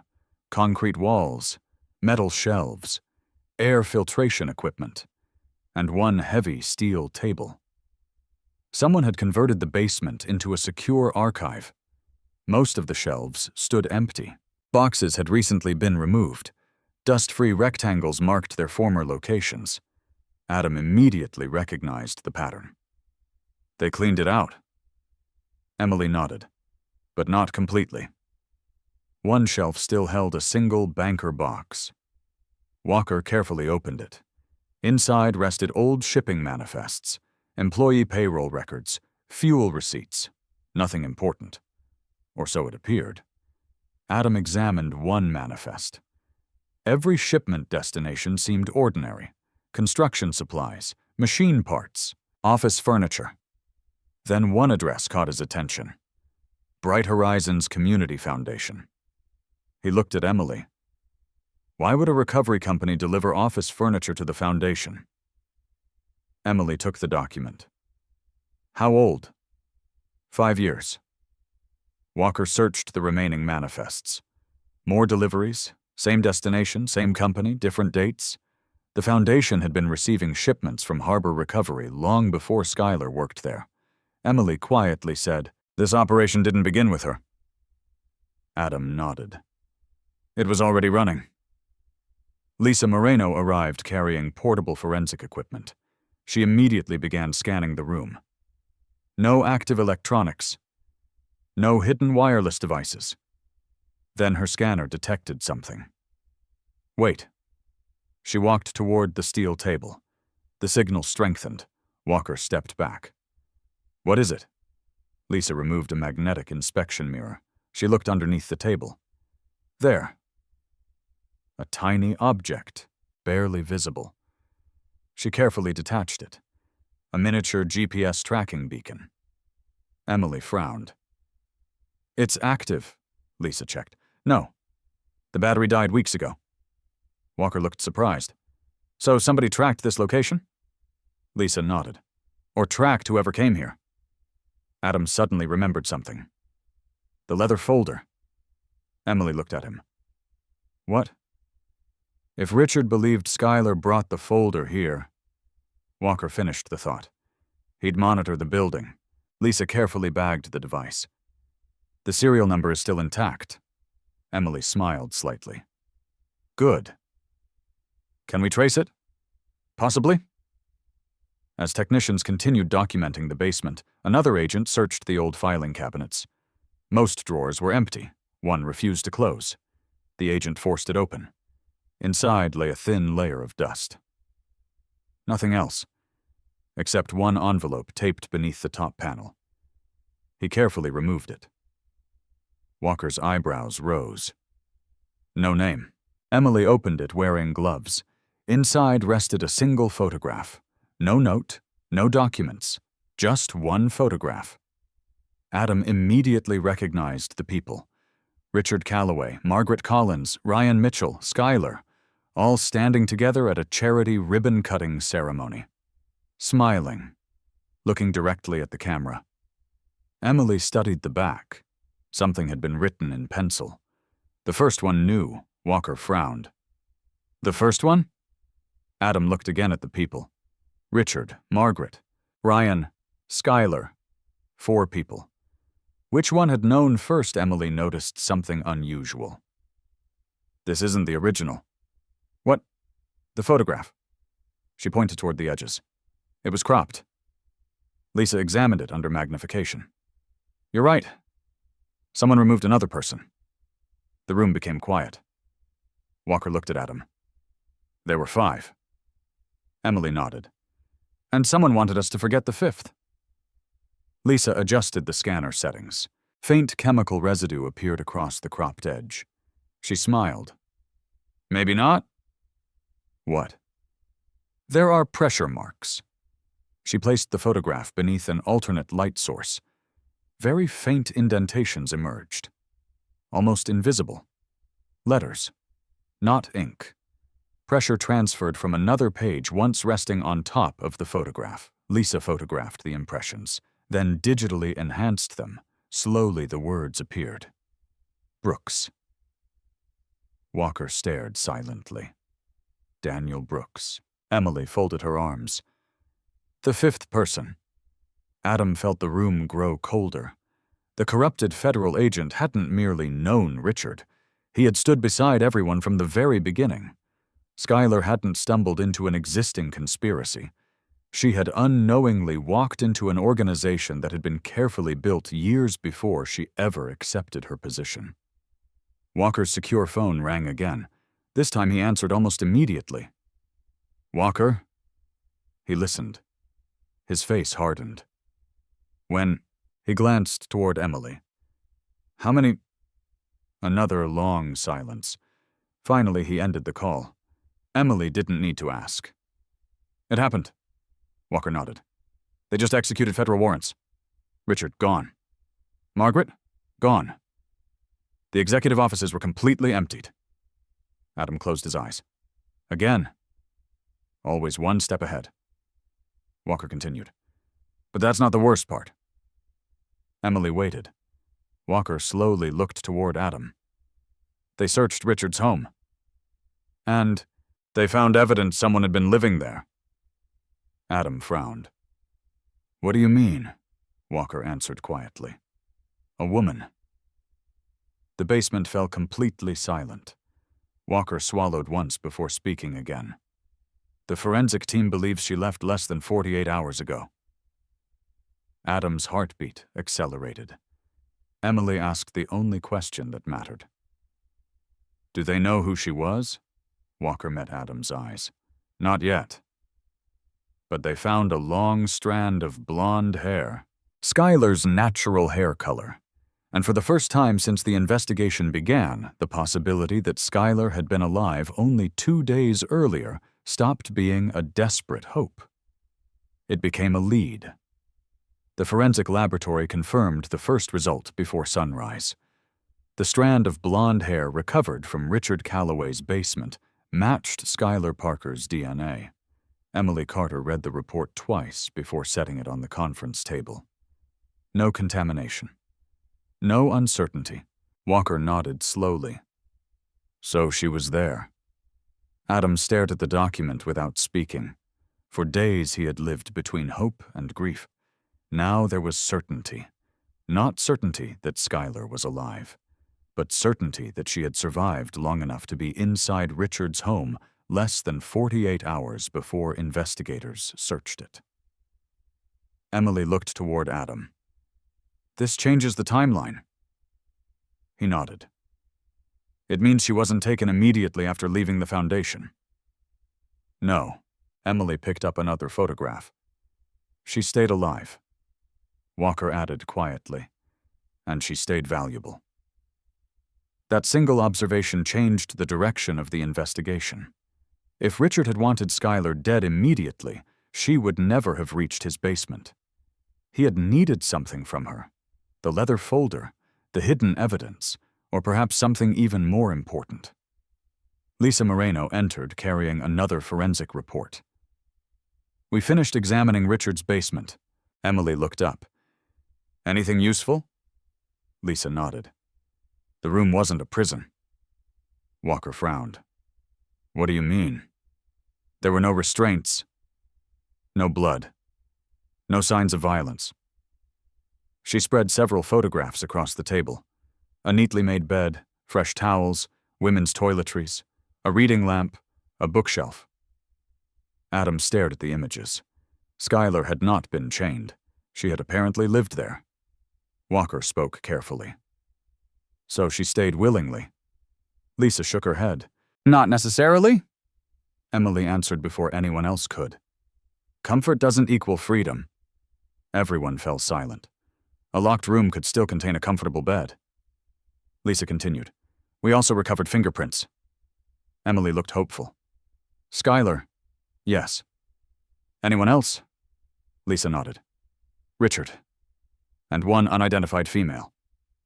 Walker looked toward Adam. "Margaret." Lisa shrugged. "We don't know yet." Emily stood. "We need Richard." Walker sighed. "If we can find him, every airport, every private airfield, every border crossing, every known associate." Federal alerts had already been issued. Richard Calloway had disappeared as though he had planned his escape for weeks. At 10 o'clock that morning, another break arrived. An analyst from the Financial Crimes Unit entered carrying a thick binder. "I think we found Project Aurora." Emily motioned him forward. The analyst spread dozens of documents across the table. Project Aurora wasn't a company. It wasn't software. It wasn't a warehouse.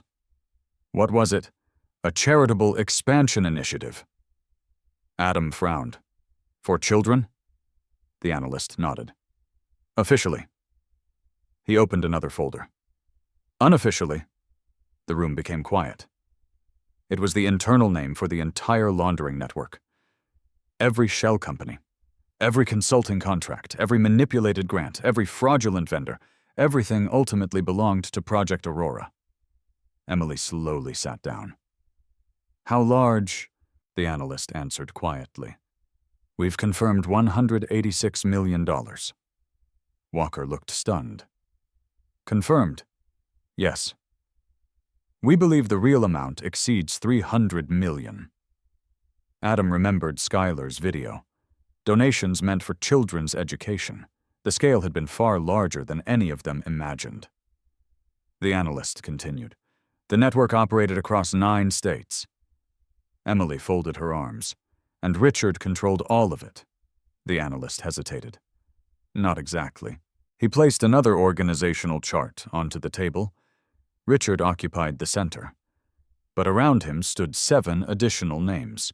Board members, corporate attorneys, investment advisors, political fundraisers. Margaret Collins appeared among them. Ryan Mitchell did not. Walker noticed immediately. "Ryan isn't here." "No." The analyst looked thoughtful. "We think Ryan managed operations. He wasn't leadership. He was replaceable." Adam quietly asked, "What about Skylar?" The analyst shook his head. "Her name never appears." Emily looked toward Adam. "Which supports what we've believed." Walker nodded. "She wasn't part of the conspiracy." She discovered it. Before anyone spoke again, Walker's phone vibrated. He answered immediately. "Walker?" A long pause followed. His expression hardened. "When?" He ended the call. Emily recognized the look. "What happened?" "They found Ryan." Adam stood. "Alive?" Walker nodded. "Barely." 30 minutes later, they entered Ohio State University Wexner Medical Center. Ryan lay unconscious inside the intensive care unit. Bruises covered one side of his face. His left arm rested in a cast. Several ribs had been fractured. The attending physician met them outside. He was found beneath an abandoned railway bridge. Emily frowned. "Thrown? We can't confirm. But his injuries are consistent with a fall." Walker asked. "Will he recover?" The doctor hesitated. "If he survives the next 24 hours. Adam looked through the window. Ryan looked nothing like the nervous executive from the Foundation. He looked broken. A detective approached Walker carrying an evidence bag. This was recovered beside him. Inside lay Ryan's leather briefcase. Walker opened it carefully. Empty. No papers, no laptop, nothing, except one folded receipt. Adam looked closer. A hotel receipt. One room paid in cash. 3 nights earlier. The hotel sat less than 5 miles from Richard's mansion. Emily studied the back. Someone had written a room number. Walker frowned. Search warrant. An hour later, investigators entered the hotel. Room 214 had already been cleaned. Fresh sheets, vacuumed carpet. Nothing obvious remained. Yet forensic teams searched anyway.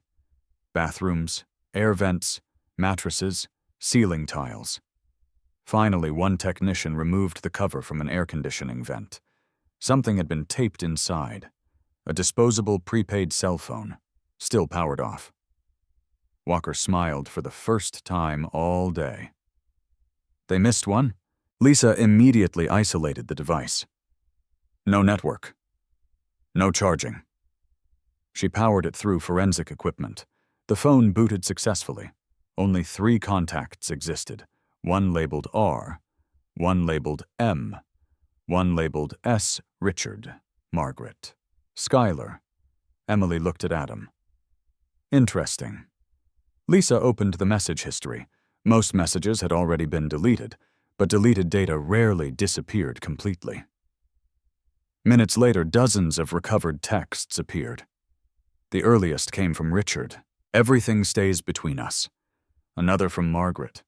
"She's asking too many questions." Then one from Ryan. "I can't keep lying to her." Adam's heartbeat slowed. Ryan had tried. Another message from Richard arrived hours later. "Then stop talking." The conversation continued for weeks. Ryan became increasingly nervous, increasingly resistant. Finally, one message appeared that made everyone in the room stop breathing. Sent from Skylar to Ryan. "I copied everything. If anything happens, protect Emma." Adam closed his eyes. Emma? Even while trapped inside a criminal investigation. Even while fearing for her own life. Skylar's thoughts had remained with her daughter. Walker quietly placed a hand on Adam's shoulder. No words. None were necessary. Lisa continued recovering deleted texts. Then another message appeared, sent only 2 days before Skylar disappeared. Ryan to Skylar. "He knows about the copies. Leave tonight. Do not go home." Emily looked at Adam. "So she never intended to return." Adam nodded slowly. "She was trying to protect us." Lisa recovered the final deleted conversation. It contained only 3 messages. Richard, bring the originals. Skylar, never. Richard. Then I'll bring Adam. The room fell completely silent. Adam stared at the screen. For the first time, Richard's strategy became unmistakably clear. He had never intended to negotiate. He had threatened Adam to force Skylar into surrender. Every lie, every secret, every cold conversation between husband and wife, every unexplained disappearance. They all traced back to one terrible decision Skylar had made. She had believed the only way to keep Adam and Emma alive was to convince them she no longer trusted them. Walker quietly spoke. She sacrificed her marriage. Emily finished the thought. So they would never become targets. Adam remembered the night she had looked directly at him and said, "Where I went was none of your business." He had heard rejection. Now he heard desperation. She had not been pushing him away. She had been building a wall between him and the danger she believed was following her. Just as the realization settled over the room, Lisa's forensic software produced one final notification. Location data recovered. Emily stepped forward immediately. "From the phone?" Lisa nodded. The final GPS coordinate before it was powered off. Walker looked at the map as it loaded. A blinking red marker appeared. Not Richard's mansion, not the foundation, not the warehouse, not the river. The marker rested on a quiet, rural property nearly 40 miles outside Columbus. An old horse farm, registered to a corporation that no longer officially existed. Harbor Agricultural Holdings. One more shell company, one more hiding place. And according to the timestamp, someone carrying that phone had been there less than 36 hours earlier. The convoy left Columbus before dawn. No sirens, no flashing lights. Every vehicle traveled without official markings. Emily Carter wanted the operation invisible. If Richard Calloway still had people inside government agencies, a public deployment would only warn whoever remained at the horse farm.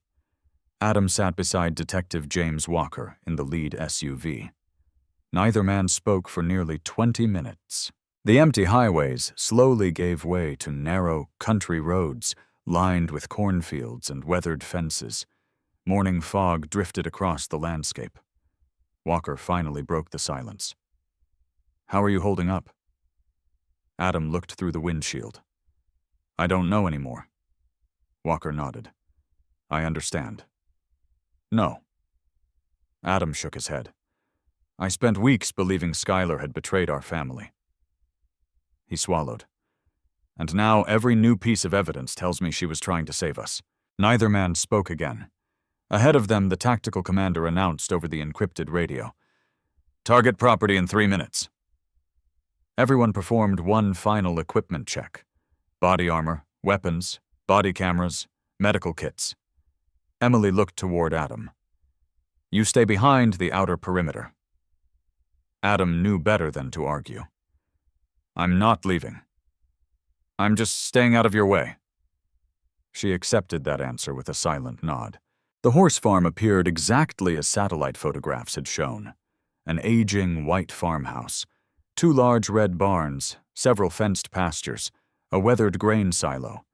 Everything looked abandoned. No horses, no farm equipment, no visible movement. Too quiet.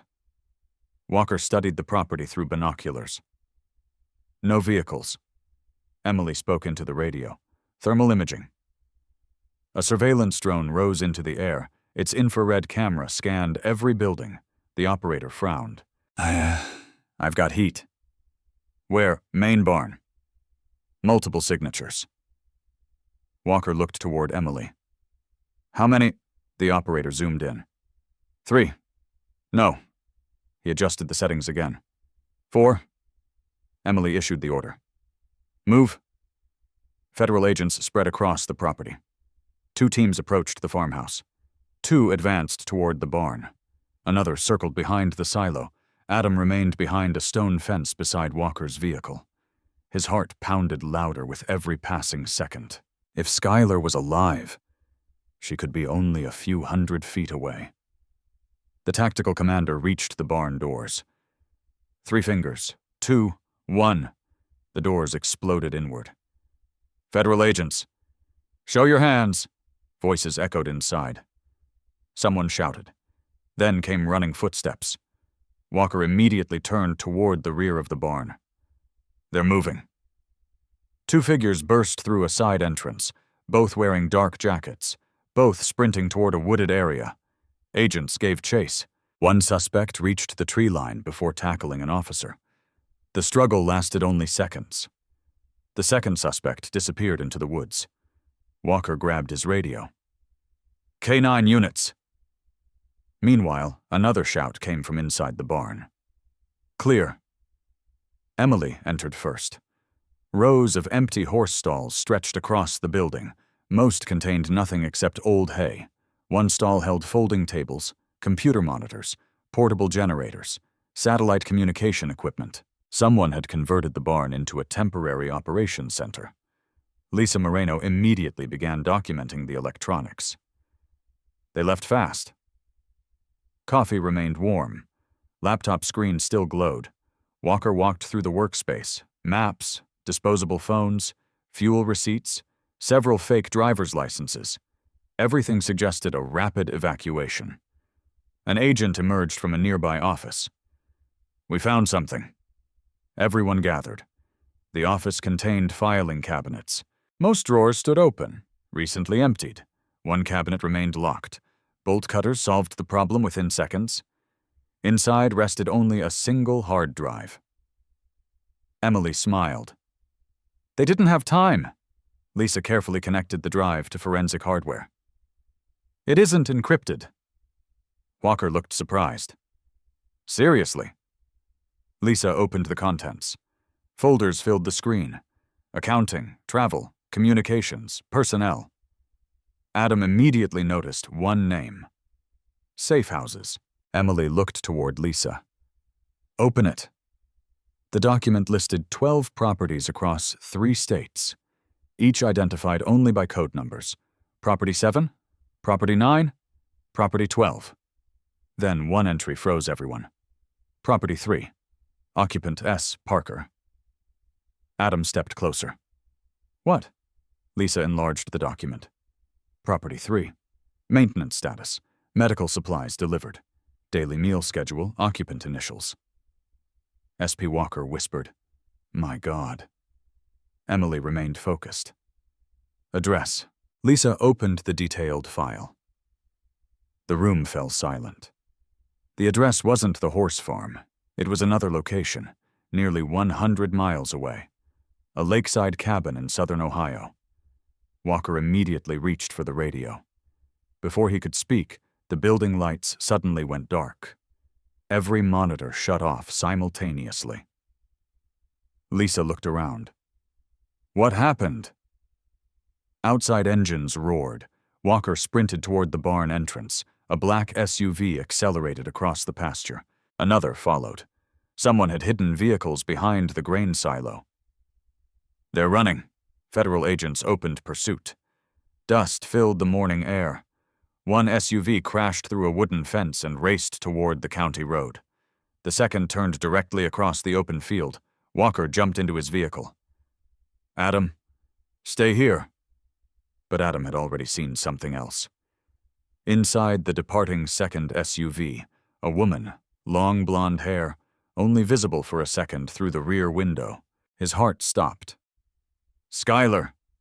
He ran without thinking, ignoring every order, ignoring every warning. The SUV accelerated. Adam chased it across the muddy pasture.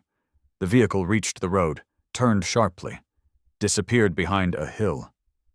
Walker caught Adam before he collapsed. "You couldn't reach it."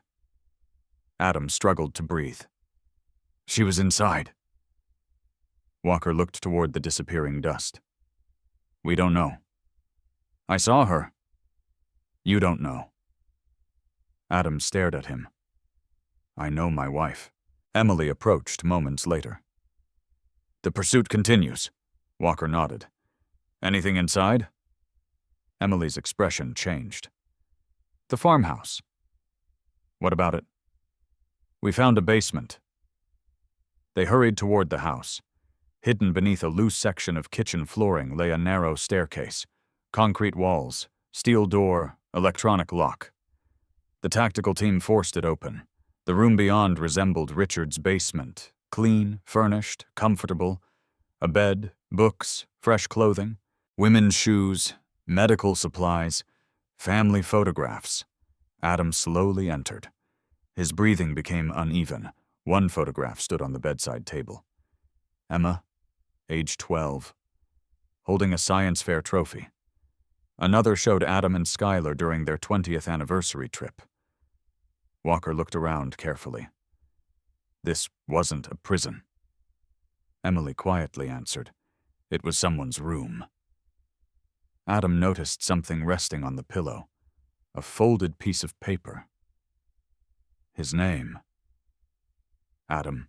His hands trembled as he opened it. The handwriting was unmistakable. Skylar's. Adam, if you're reading this, you're closer than I ever wanted you to be. I prayed you would never have to see this room. Richard believes fear is stronger than love. He never understood that love survives fear.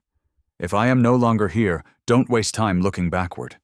Everything you need is already moving forward. Trust Emily. Trust James. Do not trust anyone who suddenly offers easy answers. Tell Emma I never stopped coming home, even when I couldn't walk through the front door. I love you. Always. Skylar. Adam lowered the letter. He couldn't speak. Emily gently folded it back into the evidence sleeve. It's genuine, Lisa confirmed after a quick examination. The ink is fresh. Less than 48 hours old. Walker slowly looked around the room. They missed her. Emily nodded. By hours. An agent rushed downstairs. We caught one. Walker turned. The suspect. Yes. He wants to talk. Minutes later, they brought the captured man into the barn. Middle-aged, bruised, handcuffed, silent. Emily placed Skylar's letter onto the table. Where is Richard? No answer. Where is Skylar Parker? Still nothing. Walker leaned forward.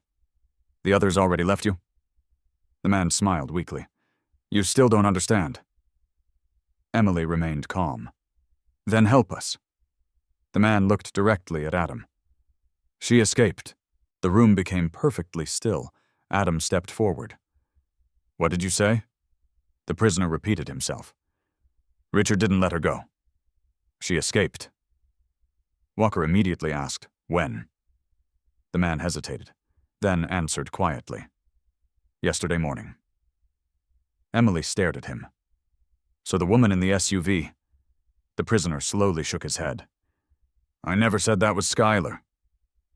Every assumption collapsed in an instant. The blonde woman Adam had chased across the pasture might have been nothing more than another decoy, but somewhere beyond the reach of Richard's network, Skylar Parker was no longer a prisoner. She was running. And for the first time since the nightmare began, she was running on her own. The prisoner refused to give his name. He refused to explain how Skylar had escaped. He refused to reveal Richard Calloway's location. He answered only one question. Was she alive when she left? Yes. After that, he remained completely silent. Emily Carter watched the interrogation through the observation window. He knows more. Walker nodded. He also knows time is on his side. Adam stood behind them. If Skylar escaped yesterday morning, Walker finished the sentence. Then she's been alone for more than 24 hours. Emily looked towards the evidence table. Richard's network had already abandoned the horse farm. Safe houses had been emptied. Computers removed. Files destroyed. Every passing hour reduced the chances of finding Skylar before Richard did. Lisa Moreno entered, carrying another report. We finished examining the hard drive from the barn. Emily turned immediately.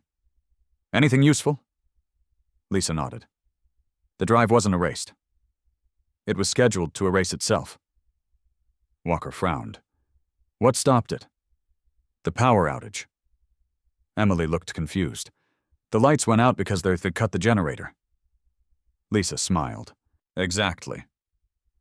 If the power had remained on another 2 minutes, she placed the report on the table. Every file would have disappeared forever. Adam quietly exhaled. For the first time, luck had favored the investigation instead of Richard. Lisa continued. We recovered internal communications, vehicle assignments, financial records, and, she paused, travel logs. Emily's attention sharpened. Travel logs. Lisa projected a spreadsheet onto the screen. Every movement made by Richard's organization during the previous 6 months. Dates, drivers, destinations, fuel purchases, hotel reservations. Walker noticed one pattern immediately. Every safe house received weekly deliveries. Lisa nodded. Except one. She highlighted Property 3, Skylar's assigned location. The deliveries suddenly stopped. When? Lisa enlarged the timeline. 36 hours earlier. Emily slowly smiled. The day she escaped. Walker understood. They stopped sending supplies because she wasn't there anymore. Lisa clicked another file. A maintenance request. Property 3 secure lock replaced. Reason occupant compromised. Adam read the report carefully. What time? Lisa answered. 9:12 a.m. Walker looked toward Emily. So Richard discovered her escape around 9. Emily nodded. Meaning he lost nearly an entire day before we reached the horse farm. Adam quietly asked, where would she go? Nobody answered. Because nobody knew. At noon, the investigation took another unexpected turn. The DNA laboratory completed analysis on the unidentified fingerprints recovered from Richard's basement. Walker entered the conference room carrying the report. We have a match. Emily looked up. Margaret Collins. Walker slowly shook his head. No. He placed the folder on the table. Nathan Briggs, the retired deputy U.S. Marshal. Adam immediately remembered the surveillance photograph. The former marshal driving Richard's SUV. Emily looked surprised. He wasn't just transportation. Walker nodded. He had access to the basement. Lisa opened another personnel file. Nathan Briggs had served 24 years with the U.S. Marshals Service. Excellent evaluations. Multiple commendations. Early retirement. No disciplinary record. Emily frowned. Why would someone with that career work for Richard? Adam quietly answered money. Walker wasn't convinced. Maybe, but people don't throw away 24 years of federal service for ordinary money. Emily looked thoughtful. Find his finances. An analyst searched government databases. Within minutes, another anomaly appeared. Nathan Briggs officially reported modest retirement income. Yet over the previous 3 years, he had quietly purchased 2 vacation homes, a luxury boat, 3 classic cars, cash transactions, no mortgages. Walker folded his arms. Definitely money. Emily looked at another column. No? What? Look. The purchases began immediately after Daniel Brooks joined the Financial Crimes Division. The room became quiet. Richard hadn't corrupted only one federal employee. He had built an entire protection network. That realization carried another implication. Some of the people hunting Skylar might still possess federal credentials. Emily immediately addressed everyone. From this point forward, she paused, as our investigative circle gets smaller. She looked directly at each person. Myself. Walker. Lisa. Adam. No one else receives operational details unless absolutely necessary. Walker nodded. No exceptions. Late that afternoon, Ryan Mitchell finally regained consciousness. Emily and Walker rushed to the hospital. Adam waited outside the intensive care room. The doctor permitted only 2 investigators inside. Ryan looked pale, weak. His breathing remained labored. Emily gently introduced herself. You've been unconscious. Ryan nodded faintly. I know. Walker leaned closer. Can you tell us what happened? Ryan closed his eyes. I met them. Who? Richard's people. Why? They said they wanted the originals. Emily remained calm. What originals? The evidence. I told them I didn't have it. Walker asked, "Did they believe you?" Ryan laughed weakly. "No." He slowly lifted his injured hand. "They searched my briefcase." Emily glanced toward Walker. The empty briefcase suddenly made sense. Ryan continued. "When they realized I wasn't carrying anything." His voice trembled. "They threw me off the bridge." Walker quietly asked, "Did you see Richard? No. Margaret? No. Nathan Briggs?" Ryan hesitated, then nodded. "He was there." Emily wrote the name carefully. Walker asked the question Adam cared about most. "Skylar." Ryan looked toward the ceiling. "I only saw her once." "When?" "The night before she disappeared." Emily leaned closer. "What happened?" Ryan swallowed painfully. "She asked me one question." "What?" Ryan's eyes filled with regret. "She asked if I trusted Adam?" Walker remained silent. Ryan continued. "I told her yes." Emily quietly asked, "And?" She smiled. Then she said, his voice nearly disappeared, "Good." Walker frowned. "That's all?" Ryan nodded. "She said Adam would know what to do." Outside the room, Adam felt a strange mixture of grief and determination. Skylar had believed in him even when he had doubted her. Ryan asked to speak with Adam alone. Emily agreed. Adam entered quietly. Ryan looked at him for a long moment. "I'm sorry." Adam shook his head. "You tried." "Not enough." Ryan closed his eyes. "I should have gone to the FBI months earlier." "Maybe." "But you didn't." Ryan nodded. "I know." Silence settled between them. Finally, Ryan whispered, "There was one thing I never told investigators." Adam moved closer. "What?" "The folder." "What about it?" Ryan looked around to ensure they were alone. "I never saw everything inside." "But I saw one page." Adam waited. Ryan continued. "It wasn't about money." "What do you mean? There was a list." "What list?" Ryan answered with visible fear. "Children." Adam frowned. "What children?" Ryan swallowed. "Scholarship recipients." "The foundation," Ryan nodded. "They weren't fake. They were real children." Adam didn't understand. "So," Ryan looked directly at him, "Richard wasn't just stealing donations. He was stealing identities." Adam felt the room spin. Ryan continued. "They used children's personal information to create financial accounts. Clean identities. Perfect credit histories." Emily had been right. The crime had never been only about laundering money. It had been building entirely new identities financed by innocent families. Ryan closed his eyes again.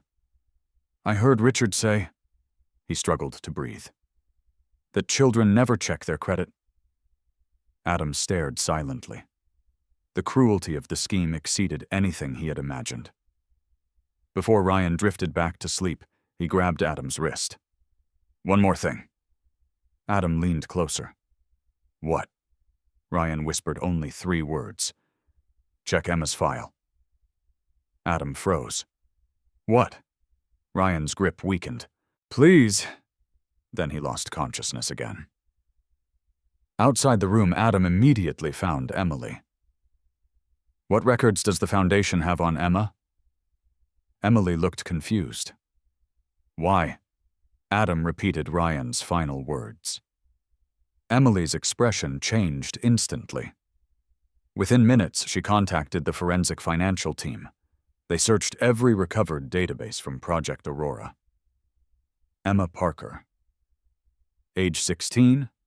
Scholarship applicant. Volunteer. Nothing unusual. Then Lisa searched a hidden accounting archive recovered from the barn. A file appeared. Subject ID EP 2047. Emily slowly opened it. Inside were 2 social security numbers. One belonged to Emma. The second belonged to someone else. Yet both identities carried her name. Walker stared at the screen. They cloned her. Adam felt every muscle tighten. Project Aurora hadn't merely threatened his wife. It had quietly begun stealing his daughter's future years before anyone realized the truth.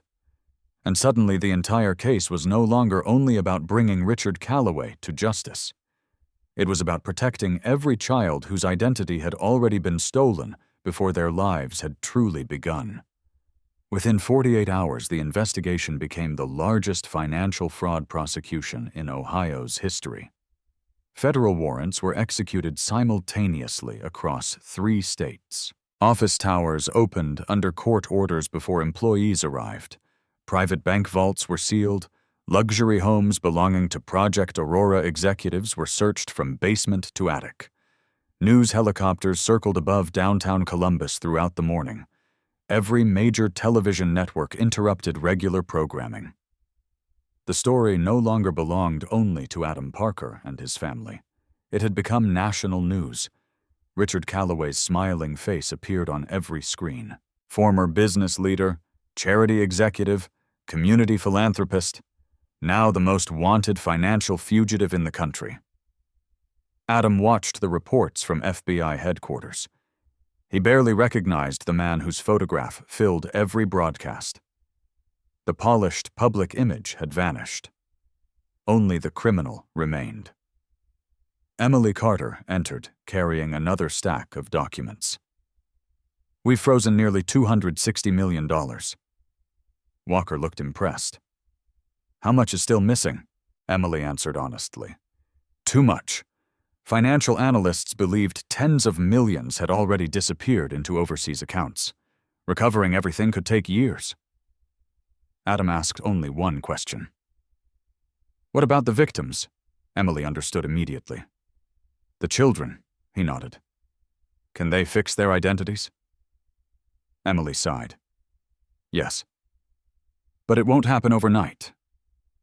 Lisa Moreno joined them. "The Identity Theft Division has already started notifying families." She looked at Adam. "Emma's records are being repaired first." Adam smiled for the first time in weeks. "Thank you." Lisa shook her head. "Thank Skylar." If she hadn't copied those files... She didn't finish the sentence. She didn't need to. Without Skylar's evidence, none of the children would ever have known their futures had been stolen. That afternoon, another convoy arrived at FBI headquarters. Margaret Collins stepped from an armored vehicle, wearing handcuffs. She had been arrested while attempting to board a private aircraft outside Nashville. Emily watched from the interview room. Margaret remained composed, elegant, calm, almost confident. Walker entered carrying several evidence binders. He placed them neatly across the table. Margaret smiled. "That's a dramatic entrance." Walker ignored the comment. "You've been charged with conspiracy, money laundering, identity theft, wire fraud, obstruction." Margaret remained silent. Emily entered moments later. She placed Skylar's recorded testimony onto the table. Margaret's expression changed for the first time. Only slightly. But enough. Emily noticed. "You recognize it?" Margaret slowly answered. "I've never seen that." Emily pressed play. Skylar appeared on the screen. Her voice filled the room. "If you're watching this, Richard believes he's already won." Margaret stared without blinking. Skylar calmly explained Project Aurora. The shell companies, the stolen donations, the identity theft, the children. Finally, she looked directly into the camera. Margaret Collins approved every major transfer. She knew exactly where the money came from. Silence followed. Emily switched off the recording. Margaret lowered her eyes. For almost a minute, no one spoke.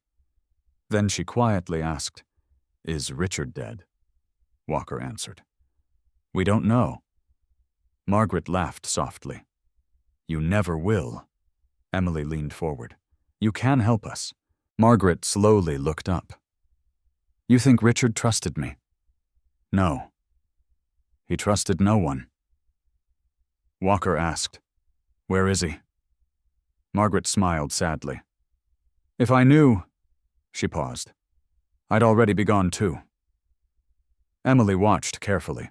She believed Margaret, at least about that.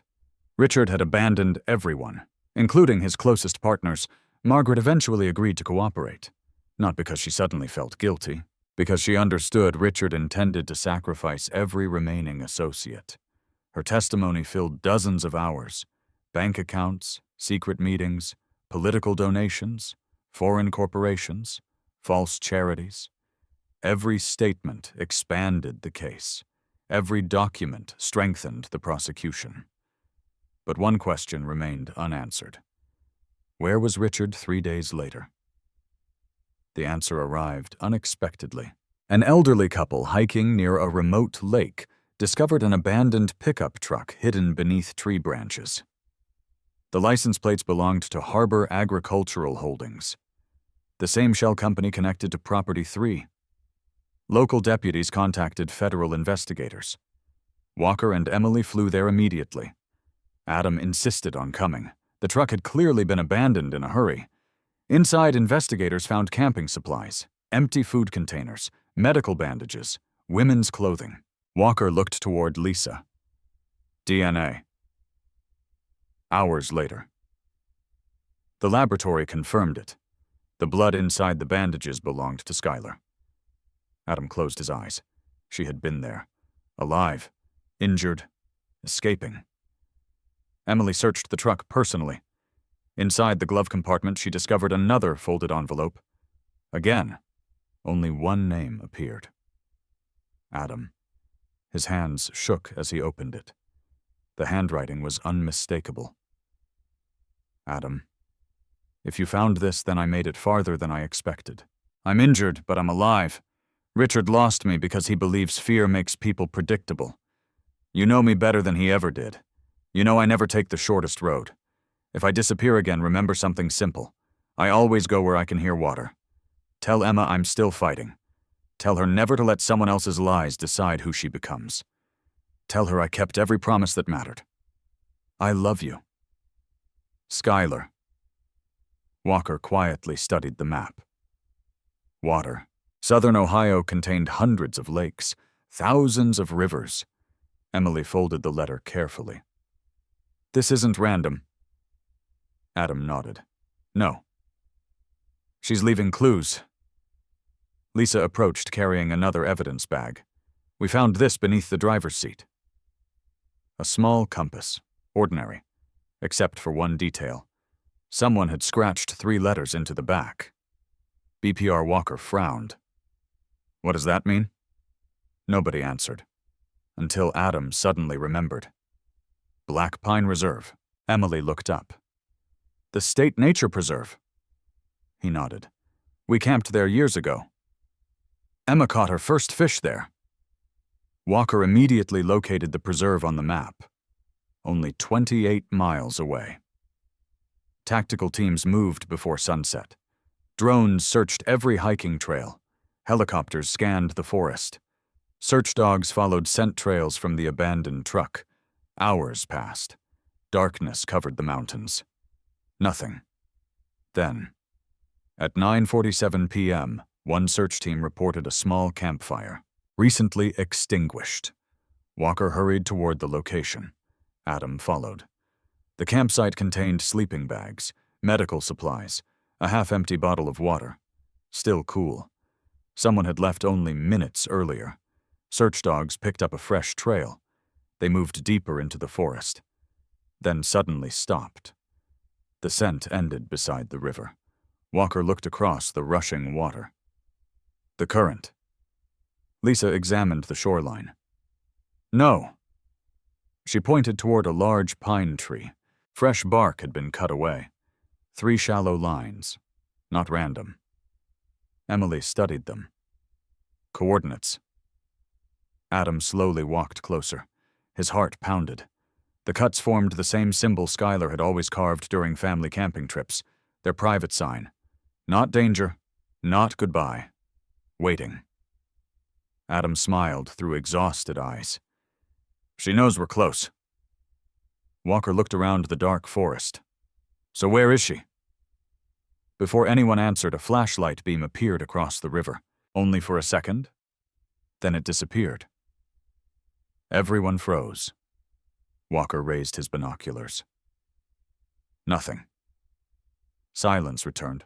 No movement, no voices, only rushing water beneath the moonlight.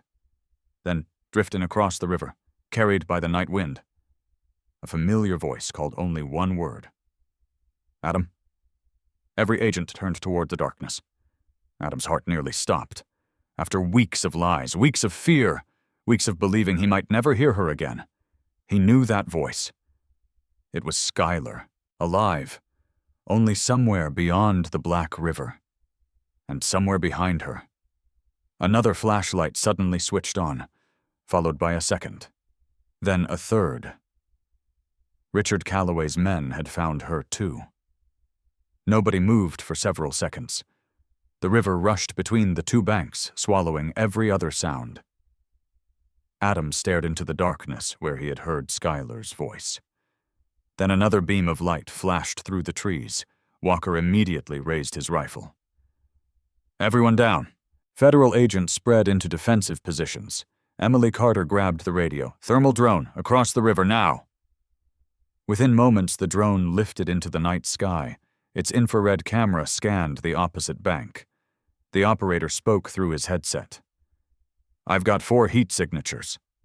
Walker answered instantly. Identify them. The operator zoomed in. 3 moving together. 1 separated. Emily looked toward Adam. The one alone is probably Skylar. The operator continued. The group of 3 is closing the distance. Adam didn't wait. We have to move. Walker grabbed his shoulder. The bridge is half a mile north. Emily nodded. We crossed together. The tactical convoy raced toward the old steel bridge while the drone continued following the heat signatures. Every second mattered. Inside the command vehicle, the operator narrated what he saw. The single runner is injured. Speed decreasing. The group behind is gaining. Adam clenched his fists. Come on, Skylar. The convoy reached the bridge. Agents crossed on foot while 2 teams moved downstream to block any escape. The drone operator suddenly spoke louder. They've stopped. Emily frowned. Who stopped? All 4. Walker accelerated through the trees. Flashlights cut through the darkness. Branches snapped beneath running boots. Then a woman's voice echoed again. Adam? This time it came from less than 100 yards away. Adam answered instinctively. Skylar. Silence followed. Then a gunshot shattered the night. Everyone dropped. Walker pointed toward the sound. There. Federal agents surrounded the clearing within seconds. Federal agents. Drop your weapons. Another shot rang out. Then another. Walker advanced behind a fallen log. Emily covered the opposite side. Adam remained behind them, despite every instinct telling him to run forward. The flashlight beams finally illuminated the clearing. Richard Calloway stood near the riverbank. Mud covered his expensive suit. His hair was disheveled. The polished executive no longer existed. Only a desperate fugitive remained. He gripped a handgun in one hand. With the other, he held Skylar tightly by the arm. She looked exhausted. Her jacket was torn. A bandage wrapped her shoulder. But she was standing, alive. Adam felt tears blur his vision. Richard shouted across the clearing. Stay back, Walker answered calmly. It's over. Richard laughed bitterly. No. You just caught up. Emily stepped forward. Richard. There's nowhere left to go. He looked around. Federal agents surrounded the clearing from every direction. Helicopters approached overhead. Searchlights swept across the trees. Richard slowly smiled. You think prison scares me? Emily didn't answer. Richard looked directly at Adam. You know what your wife cost me. Adam stepped forward. She didn't cost you anything. You destroyed yourself. Richard's smile disappeared. He tightened his grip on Skylar. She winced but remained remarkably calm. Then she looked directly at Adam. Her eyes said everything words could not. She was alive. She had survived. She still believed. Walker quietly moved another step closer. Richard noticed immediately. "Don't," Emily spoke carefully. "Richard, you've already lost." He laughed again. "You still don't understand. I built this. You can't erase it." Emily answered no. "But we can stop it." Richard looked at Skylar. "You should have stayed quiet." She met his eyes without fear. "I tried. For children. For families. You never understood why." Richard shook his head. "No. I understood perfectly. They were numbers." Skylar answered softly. "They were never numbers. They had names." Richard looked away for only a fraction of a second. It was enough. Skylar drove her elbow backward into his ribs. His grip loosened. Walker shouted, "Now!" Skylar broke free. Richard raised the handgun. Before he could fire, Nathan Briggs emerged from behind a tree. Everyone froze. The retired deputy U.S. Marshal had apparently been hiding nearby the entire time. He looked at Richard, then at the surrounding federal agents. Finally, he lowered his own weapon. "It's finished." Richard stared at him. "You too." Nathan slowly nodded. "I should have walked away years ago." Richard pointed the handgun toward him. "Traitor?" Nathan answered quietly. "No. I finally remembered the oath I took." Richard fired. The shot echoed through the forest. Nathan stumbled backward. At the same instant, Walker fired. Richard's handgun flew from his hand and landed several feet away. Federal agents rushed forward. Within seconds, Richard Calloway lay face down in the mud, handcuffed, breathing, alive. Nathan collapsed against a tree. Paramedics sprinted into the clearing. Walker immediately secured Richard. Emily knelt beside Nathan. He looked toward Adam. He struggled to breathe. "Never stopped protecting you?" Those were the last words he spoke before losing consciousness. Adam barely noticed. His entire world had narrowed to one person. Skylar stood only a few feet away. For several seconds, neither moved, neither spoke. Then Adam crossed the distance between them. He wrapped his arms around her. She held him just as tightly. Neither cared that dozens of agents watched. Neither cared about cameras. Neither cared about the investigation. For the first time in weeks, they were simply husband and wife again. Skylar finally whispered, "I'm sorry." Adam gently shook his head. "No. I understand now." Tears filled her eyes. "I couldn't let them use you. I know. I hated lying to you. I know. I thought you'd never forgive me." Adam rested his forehead against hers. There was never anything to forgive. Emma arrived the following morning after Emily personally brought her to the federal field office. The teenager ran across the parking lot without saying a word. Skylar caught her in her arms. Mother and daughter cried together for a long time. Adam stood nearby, unable to stop smiling. Some wounds would take years to heal. Trust damaged by fear. Sleepless nights. Court testimony. Therapy. Memories.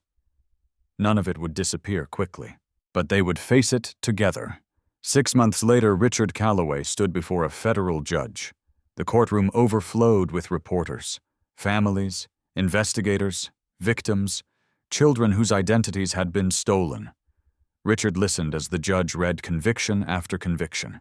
Wire fraud, money laundering, identity theft, racketeering, conspiracy, obstruction of justice. The sentence ensured he would spend the rest of his life in federal prison. Margaret Collins received a reduced sentence after cooperating extensively. Daniel Brooks and every corrupt public official connected to Project Aurora were also convicted. Hundreds of stolen identities were restored. Millions of dollars recovered from frozen accounts were redirected into scholarship funds supervised by independent trustees. The Bright Horizons Community Foundation reopened under completely new leadership. Its first scholarship ceremony honored the woman whose courage had exposed everything. Skylar Parker declined to give a speech. Instead, she invited one student to the podium. A quiet 17-year-old girl thanked the audience for giving children like her another chance. Skylar smiled from the front row. That was enough. 1 year later, Adam stood beside the small lake inside Black Pine Reserve. Emma skipped stones across the water. Skylar sat beside him on an old wooden bench. For a while, they simply listened to the river. Finally, Skylar reached for his hand. "Do you remember what I told you?" Adam smiled. "Which time?" She laughed softly. "The terrible one." He nodded. "Where I went was none of your business." She looked down. "I wish I'd found another way." Adam squeezed her hand gently. "I used to think marriage meant knowing every secret." She looked at him. "What do you think now?" He watched Emma laughing beside the water. "I think marriage means believing in each other even when life makes no sense." Skylar smiled. The afternoon sun reflected across the lake. The fear was gone. The lies were gone. Only truth remained. Sometimes love isn't measured by the promises people make when everything is easy. Sometimes it is measured by the impossible choices they make to protect the people they refuse to lose. And in the end, Adam finally understood that the words which had once shattered his heart had never been the end of his marriage. They had been the beginning of the hardest act of love either of them would ever endure. Every story leaves us with a choice. We can focus on the pain people caused us, or we can choose to see the courage that carried us through it. Adam and Skylar's journey reminds us that trust is not built during life's easiest moments. It is tested when fear, doubt, and silence seem stronger than love. Sometimes the people who appear distant are carrying burdens they cannot yet explain. Sometimes the truth arrives later than we hope, but when it does, it has the power to heal even the deepest wounds. This story is also a reminder that integrity always matters. One honest decision can expose years of deception. One courageous person can protect countless innocent lives, and one act of love, even when misunderstood, can become the reason a family survives its darkest chapter. Never underestimate the impact of choosing what is right over what is easy.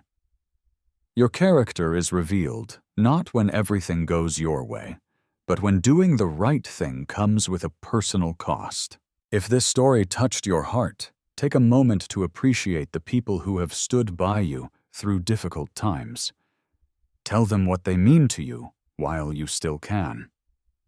Life is too short to leave gratitude unspoken and forgiveness unfinished. Now we'd love to hear from you. If you were in Adam's position, do you think you could have trusted Skylar again after learning the truth? Share your thoughts and feelings in the comments below. We read every one of them.